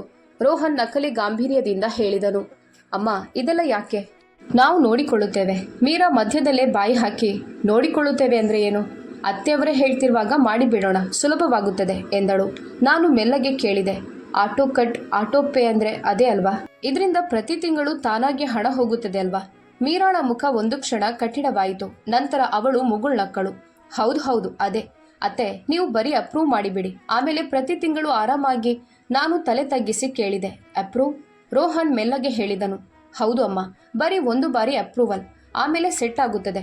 ನಾನು ಬಹಳ ಮುಗ್ಧತೆಯಿಂದ ಕೇಳಿದೆ, ಆದರೆ ಅಪ್ರೂವಲ್ ಬೇರೆ ಯಾರ ಹೆಸರಿನಲ್ಲೂ ಕಾಣಿಸಬಹುದಲ್ಲವೇ? ಉದಾಹರಣೆಗೆ ಅನನ್ಯ. ಇದನ್ನು ಕೇಳುತ್ತಿದ್ದಂತೆ ರೋಹನ್ ಮುಖದ ಬಣ್ಣ ಬದಲಾಯಿತು. ಮೀರಾ ತಕ್ಷಣ ತನಗೆ ಬಾಯಾರಿಕೆಯಾದಂತೆ ನೀರು ಕುಡಿಯಲು ಕೈ ಚಾಚಿದಳು. ಆದರೆ ಅವಳ ಕೈಗಳು ನಡುಗುತ್ತಿದ್ದವು. ಅನನ್ಯ? ರೋಹನ್ ತಡಬಡಾಯಿಸುತ್ತಾ ಕೇಳಿದನು. ಅವಳೆಲ್ಲಿಂದ ಬಂದ್ಲು? ನಾನು ನೇರವಾಗಿ ಅವರ ಕಣ್ಣುಗಳನ್ನೇ ನೋಡಿದೆ. ನನ್ನ ಬ್ಯಾಂಕ್ನಲ್ಲಿ ಒಂದು ರಿಕ್ವೆಸ್ಟ್ ಬಂದಿದೆ. ನನ್ನ ಖಾತೆಯಿಂದ ಪ್ರತಿ ತಿಂಗಳು ನಿನಗೆ ಮತ್ತು ಮೀರಾಳಿಗೆ ಹಣ ಕಳುಹಿಸಲು, ಮತ್ತು ಅದರಲ್ಲಿ ಅನನ್ಯಾಳ ಹೆಸರು ಇದೆ. ಕೋಣೆಯಲ್ಲಿ ಗಾಳಿ ಸ್ತಬ್ಧವಾದಂತಾಯಿತು. ಮೀರಾ ತಕ್ಷಣ ಹೇಳಿದಳು, ಅತ್ತೆ, ಇದು ತಪ್ಪು ಕಲ್ಪನೆ. ಬ್ಯಾಂಕಿನವರು ಏನ್ ಮಾಡ್ತಾರೋ ನಮ್ಗೆ ಹೇಗೊತ್ತು? ನಾನು ಬಹಳ ಶಾಂತವಾಗಿ ಕೇಳಿದೆ, ಹಾಗಾದ್ರೆ ಅದು ಆಟೋ ಪೇ ಅಂತ ನಿನ್ಗೆ ಹೇಗೊತ್ತು? ಮೀರಾಳ ತುಟಿಗಳು ಒಂದು ಕ್ಷಣ ತೆರೆದವು, ಆಮೇಲೆ ಮುಚ್ಚಿಕೊಂಡವು. ರೋಹನ್ ತಕ್ಷಣವೇ ಹೇಳಿದನು, ಅಮ್ಮ, ನೀವು ಯಾವುದೋ ತಪ್ಪು ತಿಳಿದುಕೊಂಡಿದ್ದೀರಾ. ನಾವು ಹಾಗೆಲ್ಲ ಮಾಡೋದಿಲ್ಲ. ನಾನು ಬಹಳ ಮಂದ ಧ್ವನಿಯಲ್ಲಿ ಅಂದೆ. ನೀವು ಮಾಡಿದ್ದೀರಿ. ರೋಹನ್ ಕಿರುಚಲಿಲ್ಲ. ಆದರೆ ಅವನ ಧ್ವನಿ ಭಾರವಾಯಿತು. ಅಮ್ಮ ನೋಡಿ, ಮನೆ ನಡೆಸಲು ಖರ್ಚಾಗುತ್ತದೆ. ನಿಮಗೂ ಗೊತ್ತು ಅದು. ಒಂದು ವೇಳೆ ನೀವು ನಮ್ಮ ಜೊತೆ ಇದ್ದಿದ್ರೆ ನಾನು ನಿನ್ನ ಜೊತೆ ಇದ್ದೆ ಅಂದೆ ನಾನು. ಆದರೆ ನೀನು ನನ್ನನ್ನು ಹೊರಹಾಕಿದೆ. ಮೀರಾ ವ್ಯಂಗ್ಯವಾಗಿ ನುಡಿದಳು. ಅತ್ತೆ, ನೀವು ಪ್ರತಿ ವಿಷಯವನ್ನ ಹೀಗೆ ಯಾಕೆ ತೆಗೆದುಕೊಳ್ಳುತ್ತೀರಿ? ರೋಹನ್ ಬರೀ ನೀವು ಬ್ಯಾಂಕ್ ಅಲ್ಲ ಎಂದು ಹೇಳಿದ್ದನಷ್ಟೇ. ಅದರಲ್ಲಿ ಏನಿದೆ? ನಾನು ನೋವಾದವಳಂತೆ ಕಣ್ಣುಗಳನ್ನು ಕೆಳಕ್ಕೆ ಹಾಕಿದೆ. ಹಾಗಾದರೆ ನೀನು ನನ್ನ ಖಾತೆಯಿಂದಲೇ ಬ್ಯಾಂಕನ್ನು ಯಾಕೆ ಸೃಷ್ಟಿಸಿದೆ ಮೀರಾ? ಈ ವಾಕ್ಯ ನನ್ನ ಬಾಯಿಂದ ಹೊರಬರುತ್ತಿದ್ದಂತೆಯೇ ಮೀರಾಳ ಮುಖದಲ್ಲಿದ್ದ ನಗು ಮಾಯವಾಯಿತು. ರೋಹನ್ ನೇರವಾಗಿ ಕೇಳಿದನು, ನೀವು ಬ್ಯಾಂಕ್ನಲ್ಲಿ ಮಾತನಾಡಿದ್ರಾ? ನಾನು ತಲೆದೂಗಿದೆ. ಹೌದು. ಮತ್ತು FD ಮೇಲೂ ರಿಕ್ವೆಸ್ಟ್ ಹೋಗಿದೆ. ಅನನ್ಯಾಳ ಹೆಸರಿನಲ್ಲಿ. ಮತ್ತು ಆ ಹಣ ಮೆಹ್ತಾ ಎಂಟರ್ಪ್ರೈಸಸ್ಗೆ ಹೋಗಬೇಕಿತ್ತು. ಮೆಹ್ತಾ ಎಂಬ ಹೆಸರು ಕೇಳುತ್ತಿದ್ದಂತೆಯೇ ಮೀರಾ ತಳಮಳಿಸಿದಳು. ಯಾವ ಮೆಹ್ತಾ? ನೀವು ಸುಮ್ಮನೆ. ನಾನವಳ ಮಾತನ್ನ ಅರ್ಧಕ್ಕೆ ಕತ್ತರಿಸಿದೆ. ಸಮೀರ್ ಮೆಹ್ತಾ. ಮೀರಾಳ ಕಣ್ಣುಗಳು ಅರಳಿದವು. ರೋಹನ್ ಮೀರಾಳನ್ನ ಮೊದಲ ಬಾರಿಗೆ ನಿಜವಾಗಿ ನೋಡುತ್ತಿದ್ದಾನೋ ಎನ್ನುವಂತೆ ಅವಳ ಕಡೆ ತಿರುಗಿದನು. ಸಮೀರ್? ಇದೇನ್ ಮೀರಾ? ಮೀರಾ ತಕ್ಷಣ ಮಾತು ಬದಲಿಸಿದಳು. ರೋಹನ್, ಇದೆಲ್ಲವನ್ನು ಅತ್ತೆ ಸೃಷ್ಟಿಸ್ತಿದ್ದಾರೆ. ನಿಮ್ಮ ಕಿವಿ ತುಂಬ್ತಿದ್ದಾರೆ. ಬ್ಯಾಂಕಿನವರು ಮತ್ತು ಅನನ್ಯ ಕೂಡ ಇಲ್ಲೇ. ಮೀರಾ ಸಿಕ್ಕಿಬಿದ್ದಳು. ಅನನ್ಯ ಕೂಡ ಎನ್ನುತ್ತಿದ್ದಂತೆಯೇ ಅವಳ ತುಟಿಗಳು ನಿಂತವು. ಆದರೆ ಆ ವಾಕ್ಯದ ಬಾಕಿ ಭಾಗ ಅವಳ ಕಣ್ಣುಗಳಲ್ಲಿ ಸ್ಪಷ್ಟವಾಗಿತ್ತು. ಅವಳು ಅನನ್ಯಾಳನ್ನು ಇದರಲ್ಲಿ ಎಳೆದು ತರಲು ಯತ್ನಿಸುತ್ತಿದ್ದಳು. ನಾನು ಬಹಳ ಶಾಂತವಾಗಿ ಕೇಳಿದೆ, ಅನನ್ಯ ಕೂಡ ಏನ್ ಮೀರಾ? ಮೀರಾ ಕೋಪದಲ್ಲಿ ಹೇಳಿದಳು. ಅವಳು ಕೂಡ ದೂರ ಕುಳಿತು ನಿರ್ಧಾರ ಮಾಡ್ತಾಳೆ. ಅವಳಿಗೆ ನಮ್ಮ ಖರ್ಚಿನ ಬಗ್ಗೆ ಏನು ಗೊತ್ತು? ಈಗ ರೋಹನ್ನೊಳಗಿದ್ದ ಕೋಪ ಮೀರಾಳ ಕಡೆಗೆ ತಿರುಗಿತು. ನೀನು ಅನನ್ಯಾಳ ಹೆಸರಿನಲ್ಲಿ ಏನೋ ಮಾಡಿದ್ಯಾ? ಮೀರಾಳ ಮುಖ ಕಲ್ಲಿನಂತಾಯಿತು. ಮತ್ತು ನಂತರ ಅವಳು ನಾನು ಕಾಯುತ್ತಿದ್ದ ಆ ತಪ್ಪನ್ನ ಮಾಡಿದಳು. ಅವಳು ಹೇಳಿದಳು, ಹೌದು, ನಾನು ಮಾಡಿದೆ. ಯಾಕಂದ್ರೆ ನಿಮಗೆ ಬೇರೆ ದಾರಿಯೇ ಇರಲಿಲ್ಲ. ಅತ್ತೆ ಎಂದು ಕೂಡ ಇದಕ್ಕೆ ಒಪ್ಪಿಗೆ ನೀಡ್ತಿರ್ಲಿಲ್ಲ. ಹಾಗಾಗಿ ಬರೀ ಒಂದು ಬಾರಿ ಸೆಟ್ ಆಗಿದ್ದರೆ ಆಮೇಲೆ ಎಲ್ಲವೂ ಸುಲಭವಾಗ್ತಿತ್ತು. ಇದು ಕೇಳಿದ ತಕ್ಷಣ ನನ್ನ ದೇಹದಲ್ಲಿ ಮಿಂಚು ಸಂಚರಿಸಿದಂತಾಯಿತು. ರೋಹನ್ ಕುರ್ಚಿಯನ್ನು ಹಿಂದಕ್ಕೆ ಸರಿಸಿದನು. ನೀನು ವಂಚನೆ ಮಾಡಿದ್ದೀಯಾ? ಮೀರಾ ಕಿರುಚಲು ಪ್ರಯತ್ನಿಸಿದಳು. ಆದರೆ ಪದಗಳು ತಡಬಡಾಯಿಸುತ್ತಾ ಹೊರಬಂದವು. ವಂಚನೆನಾ? ಮನೆಗಾಗಿ ತಾನೇ ಮಾಡಿದ್ದು. ಅತ್ತೆ ನಮ್ಗೇನು ಕೊಟ್ಟಿದ್ದಾರೆ? ಎಲ್ಲವನ್ನೂ ತಾವೇ ಇಟ್ಕೊಂಡಿದ್ದಾರೆ ಮತ್ತು ಮತ್ತೆ ಲೆಕ್ಕ ಕೇಳ್ತಾರೆ. ನಾನು ಮೆಲ್ಲಗೆ ಅಂದೆ, ಲೆಕ್ಕ ಕೇಳೋದು ತಪ್ಪಲ್ಲ ಮೀರಾ. ತಪ್ಪು ಮಾಡೋದು ಕಳ್ಳತನ. ಮೀರಾ ತಿರುಗಿ ಬಿದ್ದು ಹೇಳಿದಳು, ಕಳ್ಳತನನ? ಅತ್ತೆ, ನೀವು ನಿಮ್ಮ ಇಡೀ ಜೀವನ ಬ್ಯಾಂಕ್ನಲ್ಲಿ ಕಳೆದಿದ್ದೀರಿ. ನಿಮಗೆ ಸಿಸ್ಟಮ್ ಅರ್ಥ ಆಗೋದಿಲ್ವಾ? ಬರೀ ಒಂದು OTP ಮತ್ತು ಅಷ್ಟೇ. ಅವಳು ಯಾವಾಗ OTP ಅಂದಳೋ ಆಗಲೇ ನನ್ನೊಳಗಿದ್ದ ಕೊನೆಯ ಗಾಜು ಕೂಡ ಒಡೆದು ಹೋಯಿತು. ಯಾಕಂದ್ರೆ ಅದೊಂದು ಒಪ್ಪಿಗೆಯಾಗಿತ್ತು. ಯಾವುದೇ ಪರದೆ ಇಲ್ಲದ ಬೆತ್ತಲೆ ಸತ್ಯವದು. ನಾನು ಟೇಬಲ್ ಮೇಲಿದ್ದ ಫೈಲನ್ನು ಮೆಲ್ಲಗೆ ಮುಂದಕ್ಕೆ ತಳ್ಳಿದೆ. ನಿನ್ನ ಸಿಸ್ಟಮ್ ಅನ್ನ ನಾನು ತಡೆದಿದ್ದೇನೆ. ಬ್ಯಾಂಕ್ನಲ್ಲಿ ಲಿಖಿತ ದೂರು ನೀಡಲಾಗಿದೆ. ಅನನ್ಯ ಸಿಮ್ ಸ್ವ್ಯಾಪ್ ಬಗ್ಗೆ ದೂರು ಕೊಟ್ಟಿದ್ದಾಳೆ ಮತ್ತು ನಿನ್ನ ಮೆಹ್ತಾ ಎಂಟರ್ಪ್ರೈಸಸ್ ಅಕೌಂಟ್ ಮೇಲೆ ಕೂಡ ರೆಡ್ ಫ್ಲಾಗ್ ಬಿದ್ದಿದೆ. ಮೀರಾಳ ಮುಖ ಬಿಳಿಚಿಕೊಂಡಿತು. ನೀವು ನಮ್ಮನ್ನು ಸಿಲುಕಿಸುತ್ತಿದ್ದೀರಾ? ನಾನು ಧ್ವನಿ ಏರಿಸದೆ ಅಂದೆ. ನಾನು ನನ್ನನ್ನು ಉಳಿಸಿಕೊಳ್ಳುತ್ತಿದ್ದೇನೆ. ರೋಹನ್ ಧ್ವನಿ ಒಡೆಯಿತು. ಅಮ್ಮ, ಇದೆಲ್ಲವನ್ನು ಮೀರಾ. ನಾನು ಅವನ ಕಡೆ ನೋಡಿದೆ. ರೋಹನ್, ಇವತ್ತು ನೀನು ನಿಜವಾಗಿಯೂ ಅಮ್ಮ ಎನ್ನುತ್ತಿದ್ಯಾ ಅಥವಾ ಭಯದಿಂದ ಹೇಳುತ್ತಿದ್ಯಾ? ಅವನು ಮೌನವಾದನು. ಅವನ ಕಣ್ಣುಗಳು ಕೆಳಕ್ಕೆ ವಾಲಿದವು. ಕೆಲವು ಸೆಕೆಂಡುಗಳ ನಂತರ ಅವನು ಮೆಲ್ಲಗೆ ಅಂದನು, ನಾನು ಬರೀ ಎಲ್ಲವೂ ಸರಿ ಹೋಗಲಿ ಅಂತ ಬಯಸಿದ್ದೆ. EMIಗಳು ಬಹಳಷ್ಟಿವೆ. ಕೆಲಸದಲ್ಲೂ ಒತ್ತಡವಿದೆ. ಮೀರಾ ಹೇಳಿದ್ದು. ಇದು ಅತಿ ಸುಲಭವಾದ. ನಾನು ತಲೆದೂಗಿದೆ. ಸುಲಭ ದಾರಿ ಕಳ್ಳತನ ರೋಹನ್, ಕಠಿಣ ಶ್ರಮವಲ್ಲ. ಮೀರಾ ಇದ್ದಕ್ಕಿದ್ದಂತೆ ಅಳತೊಡಗಿದಳು. ಆದರೆ ಆ ಅಳು ಕೂಡ ಈಗ ನನಗೆ ಅಭಿನಯದಂತೆ ಕಂಡಿತು. ಅತ್ತೆ ಪ್ಲೀಸ್, ಪೊಲೀಸ್ ಬೇಡ. ಸಮಾಜದಲ್ಲಿ ಮರ್ಯಾದೆ ಹೋಗುತ್ತದೆ. ರೋಹನ್ ಕೆಲಸ, ನಮ್ಮ ಮಗು. ನಾನು ಅವಳ ಕಡೆ ನೋಡಿದೆ. ಮಗು? ನೀನು ನನ್ನ ಹೆಸರಿನಲ್ಲಿ, ನನ್ನ ಮಗಳ ಹೆಸರಿನಲ್ಲಿ, ನನ್ನ ಸಹಿಯ ಹೆಸರಿನಲ್ಲಿ ಆಟವಾಡುವಾಗ ನಿನಗೆ ಮಗುವಿನ ನೆನಪು ಬರಲಿಲ್ವಾ? ಕೋಣೆಯಲ್ಲಿ ಮತ್ತೆ ಮೌನ. ರೋಹನ್ ಧೈರ್ಯ ಮಾಡಿ ಕೇಳಿದನು, ಅಮ್ಮ, ಈಗ ನೀವು ಏನ್ ಮಾಡ್ತೀರಾ? ನಾನು ಬಹಳ ಸ್ಪಷ್ಟ ಶಬ್ದಗಳಲ್ಲಿ ಹೇಳಿದೆ, 3 ಕೆಲಸಗಳು. ರೋಹನ್ ಮತ್ತು ಮೀರಾ ಇಬ್ಬರು ನನ್ನನ್ನೇ ನೋಡತೊಡಗಿದರು. ಮೊದಲನೆಯದ್ದು, ನನ್ನ ಹಣದ ಮೇಲೆ ನಿಮಗೆ ಯಾವುದೇ ಹಕ್ಕಿಲ್ಲ. ಯಾವುದೇ ಆಟೋ ಪೇ ಇಲ್ಲ, ಮ್ಯಾಂಡೇಟ್ ಇಲ್ಲ, ಸಿಸ್ಟಮ್ ಇಲ್ಲ. ಒಂದು ವೇಳೆ ನಾನು ಎಂದಾದರೂ ಸಹಾಯ ಮಾಡಿದರೆ ಅದು ನನ್ನ ಇಚ್ಛೆಯಂತೆ, ನನ್ನ ನಿಯಮದಂತೆ ಲಿಖಿತವಾಗಿರುತ್ತದೆ ಹೊರತು ಭಾವುಕ ಬ್ಲ್ಯಾಕ್ ಮೇಲ್ನಿಂದಲ್ಲ. ಮೀರಾ ತುಟಿ ಕಚ್ಚಿಕೊಂಡಳು. ಎರಡನೆಯದ್ದು, ಅನನ್ಯಾಳ ಹೆಸರನ್ನ ಬಳಸಿಕೊಳ್ಳಲಾಗಿದೆ. ಇದಕ್ಕಾಗಿ ಕಾನೂನು ತನ್ನ ಕೆಲಸ ಮಾಡುತ್ತದೆ. ಒಂದು ವೇಳೆ ನೀವಿಬ್ರು ಅನನ್ಯಾಳ ಕ್ಷಮೆ ಕೇಳಿದ್ರೆ ಮತ್ತು ಅವಳ ಹೆಸರಿನಲ್ಲಿ ನೀವೇ ರಿಕ್ವೆಸ್ಟ್ ಮಾಡಿದ್ದು ಅಂತ ಲಿಖಿತವಾಗಿ ಒಪ್ಪಿಕೊಂಡ್ರೆ ನಾನು ಕೇಸ್ನ ದಿಶೆಯನ್ನು ಬದಲಿಸಬಹುದು ಮತ್ತು ಸಮೀರ್ ಮೆಹ್ತಾನನ್ನ ಈ ಆಟದಿಂದ ಹೊರಹಾಕಿ. ಮೀರಾ ಪಿಸುಗುಟ್ಟಿದಳು. ಸಮೀರ್, ಅವನು ಹೇಳಿದ್ದಷ್ಟೇ. ನಾನವಳ ಮಾತನ್ನ ಬೆಳೆಸಲಿಲ್ಲ. ನಾನು ಅವಳನ್ನು ಆಳವಾದ ಪ್ರಪಾತಕ್ಕೆ ತಳ್ಳಲು ಬಯಸಿರಲಿಲ್ಲ. ನನಗೆ ನನ್ನ ಮಗಳನ್ನು ಮತ್ತು ನನ್ನನ್ನು ಉಳಿಸಿಕೊಳ್ಬೇಕಿತ್ತು ಅಷ್ಟೇ. ಮೂರನೆಯದ್ದು, ನೀವಿಬ್ಬರೂ ನನ್ನ ಮನೆಯಿಂದಲ್ಲ, ನನ್ನ ಜೀವನದಿಂದಲೂ ಹೊರಗಿಲ್ಲ, ಆದರೆ ನನ್ನ ಗಡಿಯಿಂದ ಹೊರಗಿಡ್ತೀರಿ. ನಾನು ಇನ್ನು ಮುಂದೆ ನಿಮ್ಮ ಮನೆಯಲ್ಲಿ ಇರೋದಿಲ್ಲ. ನಾನು ನನ್ನ ಜಾಗದಲ್ಲಿರುತ್ತೇನೆ. ನನ್ನ ಗೌರವ ನನ್ನದು. ಮತ್ತು ಯಾರಾದರೂ ಮತ್ತೆ ನನ್ನನ್ನು ಬ್ಯಾಂಕ್ ಎಂದರೆ ನಾನು ಆ ಬ್ಯಾಂಕನ್ನು ಮುಚ್ಚಲೂ ಬಲ್ಲೆ ಎಂದು ತೋರಿಸಿಕೊಡುತ್ತೇನೆ. ರೋಹನ್ ಕಣ್ಣುಗಳಲ್ಲಿ ನೀರು ತುಂಬಿ ಬಂತು. ಮೊದಲ ಬಾರಿಗೆ ಅವನ ಮುಖದಲ್ಲಿ ನಾಚಿಕೆ ಇತ್ತು. ಅವನು ಮೆಲ್ಲಗೆ ಹೇಳಿದನು, ಅಮ್ಮ, ನಾನು ಮಾಡಿದ್ದು ತಪ್ಪು. ನಾನು ಅವನ ಕಡೆ ನೋಡಿದೆ. ತಪ್ಪು ಬರೀ ಶಬ್ದಗಳಿಂದ ಸರಿಯಾಗೋದಿಲ್ಲ ರೋಹನ್. ತಪ್ಪು ತಿದ್ದಿಕೊಳ್ಳಲು ಕೆಲಸ ಮಾಡಬೇಕಾಗುತ್ತದೆ. ಮೀರಾ ಮೆಲ್ಲಗೆ ಕೇಳಿದಳು, ನೀವು ಕೇಸ್ ವಾಪಸ್ ತೆಗೆದುಕೊಳ್ತೀರಾ? ನಾನೊಂದು ದೀರ್ಘ ಉಸಿರು ತೆಗೆದುಕೊಂಡೆ. ಇದೇ ನನ್ನ ಸೇಡು ಮತ್ತು ನನ್ನ ವಿವೇಕದ ನಡುವಿನ ನಿರ್ಧಾರದ ಕ್ಷಣವಾಗಿತ್ತು. ನಾನು ಬಯಸಿದ್ದರೆ ಅವರನ್ನು ಪೂರ್ತಿಯಾಗಿ ನಾಶಪಡಿಸಬಹುದಿತ್ತು. ಆದರೆ ಜೀವನದಲ್ಲಿ ನಾನೊಂದು ವಿಷಯ ಕಲಿತಿದ್ದೆ. ಕೆಲವೊಮ್ಮೆ ಅತಿ ದೊಡ್ಡ ಸೇಡು ಎಂದರೆ ನಮ್ಮನ್ನು ನಾವು ಉಳಿಸಿಕೊಳ್ಳೋದು ಮತ್ತು ಎದುರಿಗಿದ್ದವರಿಗೆ ಅವರ ತಪ್ಪಿನ ಹೊರೆಯನ್ನು ಅವರೇ ಹೊರುವಂತೆ ಮಾಡೋದು. ನಾನು ಹೇಳಿದೆ, ನಾನು ಕೇಸ್ ಮುಗಿಸೋದಿಲ್ಲ. ಕೆಲವು ಷರತ್ತುಗಳ ಮೇಲೆ ಅದನ್ನು ತಡೆ ಹಿಡಿಯಬಲ್ಲೆ. ಒಂದು ವೇಳೆ ನೀವು ಇವತ್ತಿನ ಈ ಗಡಿಯನ್ನು ಮೀರಿದ್ರೆ ಕೇಸ್ ಮತ್ತೆ ಮುಂದುವರಿಯುತ್ತದೆ ಮತ್ತು ಈ ಬಾರಿ ನಾನು ಯಾರ ಮಾತನ್ನೂ ಕೇಳೋದಿಲ್ಲ. ಮೀರಾಳ ಮುಖ ಬಾಡಿತು. ರೋಹನ್ ತಲೆ ತಗ್ಗಿಸಿದನು. ಇಂದು ನನ್ನೊಳಗಿನ ತಾಯಿಯಷ್ಟೇ ಅಲ್ಲ, ನನ್ನೊಳಗಿನ ಮನುಷ್ಯತ್ವ ಜಾಗೃತವಾಗಿದೆ ಎಂಬುದು ಅವರಿಗೆ ಅರ್ಥವಾಯಿತು. ಅದೇ ಸಮಯದಲ್ಲಿ ನೀರಜ ನನಗೆ ಕರೆ ಮಾಡಿದಳು. ನಾನು ಫೋನ್ ಎತ್ತಿದೆ. ಅವಳು ಕೇಳಿದಳು, ಹೇಗಿತ್ತು? ನಾನು ಕೇಳಬೇಕಾದುದನ್ನು ಕೇಳಿಸಿಕೊಂಡೆ ಮತ್ತು ತಡೆಯಬೇಕಾದುದನ್ನು ತಡೆದಿದ್ದೇನೆ ಎಂದು ಮಾತ್ರ ಹೇಳಿದೆ. ನಾನು ಕರೆ ಕಟ್ ಮಾಡಿ ರೋಹನ್ಗೆ ಹೇಳಿದೆ, ಈಗ ಹೊರಡಿ. ಇಂದಿನಿಂದ ನನ್ನ ಜೀವನದ ಬಾಗಿಲು ನನ್ನ ನಿಯಮದಂತೆ ತೆರೆಯುತ್ತದೆ. ರೋಹನ್ ಎದ್ದನು. ಮೀರಾ ಕೂಡ. ಹೋಗುವಾಗ ರೋಹನ್ ಬಾಗಿಲಲ್ಲಿ ನಿಂತು ಹೇಳಿದನು, ಅಮ್ಮ, ನಾನು ಅನನ್ಯಾಳ ಕ್ಷಮೆ ಕೇಳುತ್ತೇನೆ ಮತ್ತು ಸಮೀರ್ನನ್ನು ಇವತ್ತೇ ತಡೆಯುತ್ತೇನೆ. ನಾನು ಯಾವುದೇ ಉತ್ತರ ನೀಡಲಿಲ್ಲ, ಯಾಕಂದ್ರೆ ಉತ್ತರಗಳು ಈಗ ಶಬ್ದಗಳಾಗಿರಲಿಲ್ಲ, ನನ್ನ ನಿರ್ಧಾರಗಳಾಗಿದ್ದವು. ಬಾಗಿಲು ಮುಚ್ಚಿದಾಗ ಕೋಣೆಯಲ್ಲಿ ಮೌನ ಹರಡಿತು. ಆದರೆ ಇದು ಏನೋ ಒಡೆದ ನಂತರ ಬರುವ ಮೌನವಾಗಿರಲಿಲ್ಲ.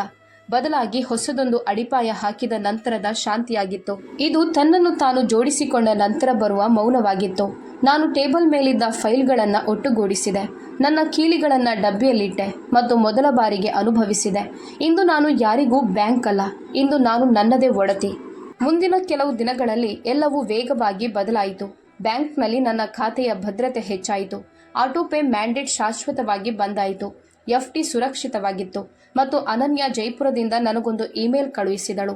ಅವಳು ಯಾವುದೇ ಅಪ್ರೂವಲ್ ನೀಡಿಲ್ಲ ಎಂಬ ಅವಳ ಲಿಖಿತ ಹೇಳಿಕೆ ಅದರಲ್ಲಿತ್ತು. ಯಾರೋ ನಕಲಿ ದಾಖಲೆಗಳನ್ನು ಬಳಸಿ ಸಿಮ್ ಸ್ವ್ಯಾಪ್ ಮಾಡಲು ಪ್ರಯತ್ನಿಸಿದ್ದರು.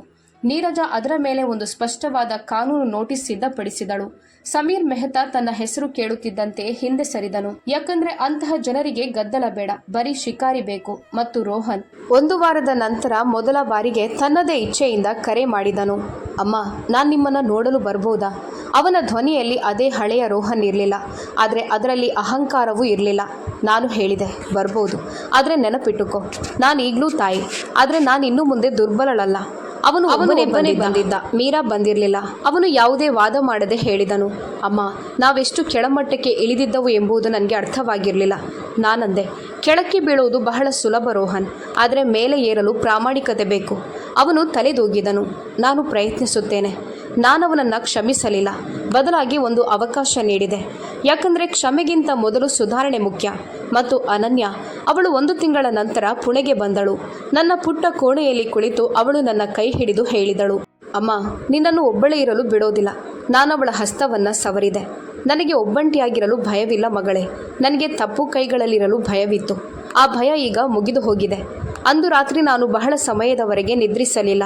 ಆದರೆ ಮೊದಲ ಬಾರಿಗೆ ಎಚ್ಚರವಾಗಿದ್ದು ನೋವು ನೀಡಿರಲಿಲ್ಲ. ಬದಲಾಗಿ ಆ ಎಚ್ಚರವು ಸ್ವಾತಂತ್ರ್ಯವಾಗಿತ್ತು. ನಾನು ಕಿಟಕಿಯ ಬಳಿ ಕುಳಿತಿದ್ದೆ. ರಸ್ತೆಯಲ್ಲಿ ಜನರು ಓಡಾಡುತ್ತಿದ್ದರು. ಒಬ್ಬ ತಾಯಿ ಇಂದು ತನ್ನದೇ ಮನೆಯ ವಿರುದ್ಧ ದೂರು ಬರೆಯಲಿಲ್ಲ. ಬದಲಾಗಿ ತನ್ನ ಗೌರವಕ್ಕಾಗಿ ನಿರ್ಧಾರವನ್ನು ಬರೆದಿದ್ದಾಳೆ ಎಂಬುದು ಯಾರಿಗೂ ತಿಳಿದಿರಲಿಲ್ಲ. ನನ್ನ ಮನಸ್ಸಿನಲ್ಲಿ ಒಂದೇ ಸಾಲು ಸ್ಪಷ್ಟವಾಗಿತ್ತು. ಸಂಬಂಧಗಳು ರಕ್ತದಿಂದ ನಿರ್ಮಾಣವಾಗುತ್ತವೆ, ಆದರೆ ಗೌರವದಿಂದ ನಡೆಯುತ್ತವೆ. ಗೌರವವಿಲ್ಲದ ಸಂಬಂಧ ಕೇವಲ ವ್ಯವಹಾರವಾಗಿ ಉಳಿದು ಬಿಡುತ್ತದೆ. ಮತ್ತು ನಾನೀಗ ಯಾರಿಗೂ ಕೇವಲ ವ್ಯವಹಾರದ ವಸ್ತುವಲ್ಲ. ಒಂದು ವೇಳೆ ನಿಮ್ಮವರೇ ಆದವರು ನಿಮಗೆ ನೀನು ನಮ್ಮ ಬ್ಯಾಂಕಲ್ಲ ಅಂತ ಹೇಳಿ ನಂತರ ಗುಟ್ಟಾಗಿ ನಿಮ್ಮ ಹಣವನ್ನೇ ಕದಿಯಲು ಶುರು ಮಾಡಿದರೆ ನೀವೇನು ಮಾಡ್ತೀರಿ? ಕೆಳಗೆ ಕಾಮೆಂಟ್ನಲ್ಲಿ ನಿಮ್ಮ ಅಭಿಪ್ರಾಯವನ್ನು ತಿಳಿಸಿ. ಯಾಕಂದರೆ ನಿಮ್ಮ ಒಂದು ಮಾತು ಇತರರಿಗೆ ಸರಿಯಾದ ನಿರ್ಧಾರ ತೆಗೆದುಕೊಳ್ಳಲು ಶಕ್ತಿ ನೀಡಬಹುದು. ಸಂಬಂಧಗಳಲ್ಲಿ ಹೇಗೆ ಗಡಿಗಳನ್ನು ಹಾಕಿಕೊಳ್ಬೇಕು ಎಂದು ಕಲಿಯಬೇಕಾದ ನಿಮ್ಮ ಸ್ನೇಹಿತರಿಗೆ ಈ ಕಥೆಯನ್ನು ಶೇರ್ ಮಾಡಿ. ಗಮನಿಸಿ, ಈ ಕಥೆಯು ಸಂಪೂರ್ಣ ಕಾಲ್ಪನಿಕವಾಗಿದೆ. ಇದು ಯಾವುದೇ ನೈಜ ವ್ಯಕ್ತಿ ಅಥವಾ ಘಟನೆಗೆ ಸಂಬಂಧಿಸಿಲ್ಲ. ಸಂಬಂಧಗಳು, ಹಣ ಮತ್ತು ನಂಬಿಕೆಯ ಸತ್ಯವನ್ನು ನಮಗೆ ಅರ್ಥ ಮಾಡಿಸಲು ಇದನ್ನು ಕೇವಲ ಮನರಂಜನೆ ಮತ್ತು ಕಲಿಯುವ ಉದ್ದೇಶಕ್ಕಾಗಿ ರಚಿಸಲಾಗಿದೆ. ಕತೆ ಇಷ್ಟವಾಗಿದ್ದಲ್ಲಿ ಲೈಕ್ ಮಾಡಿ, ಶೇರ್ ಮಾಡಿ. ಕಥೆಯನ್ನು ಪೂರ್ತಿಯಾಗಿ ಕೇಳಿದ್ದಕ್ಕಾಗಿ ಧನ್ಯವಾದಗಳು.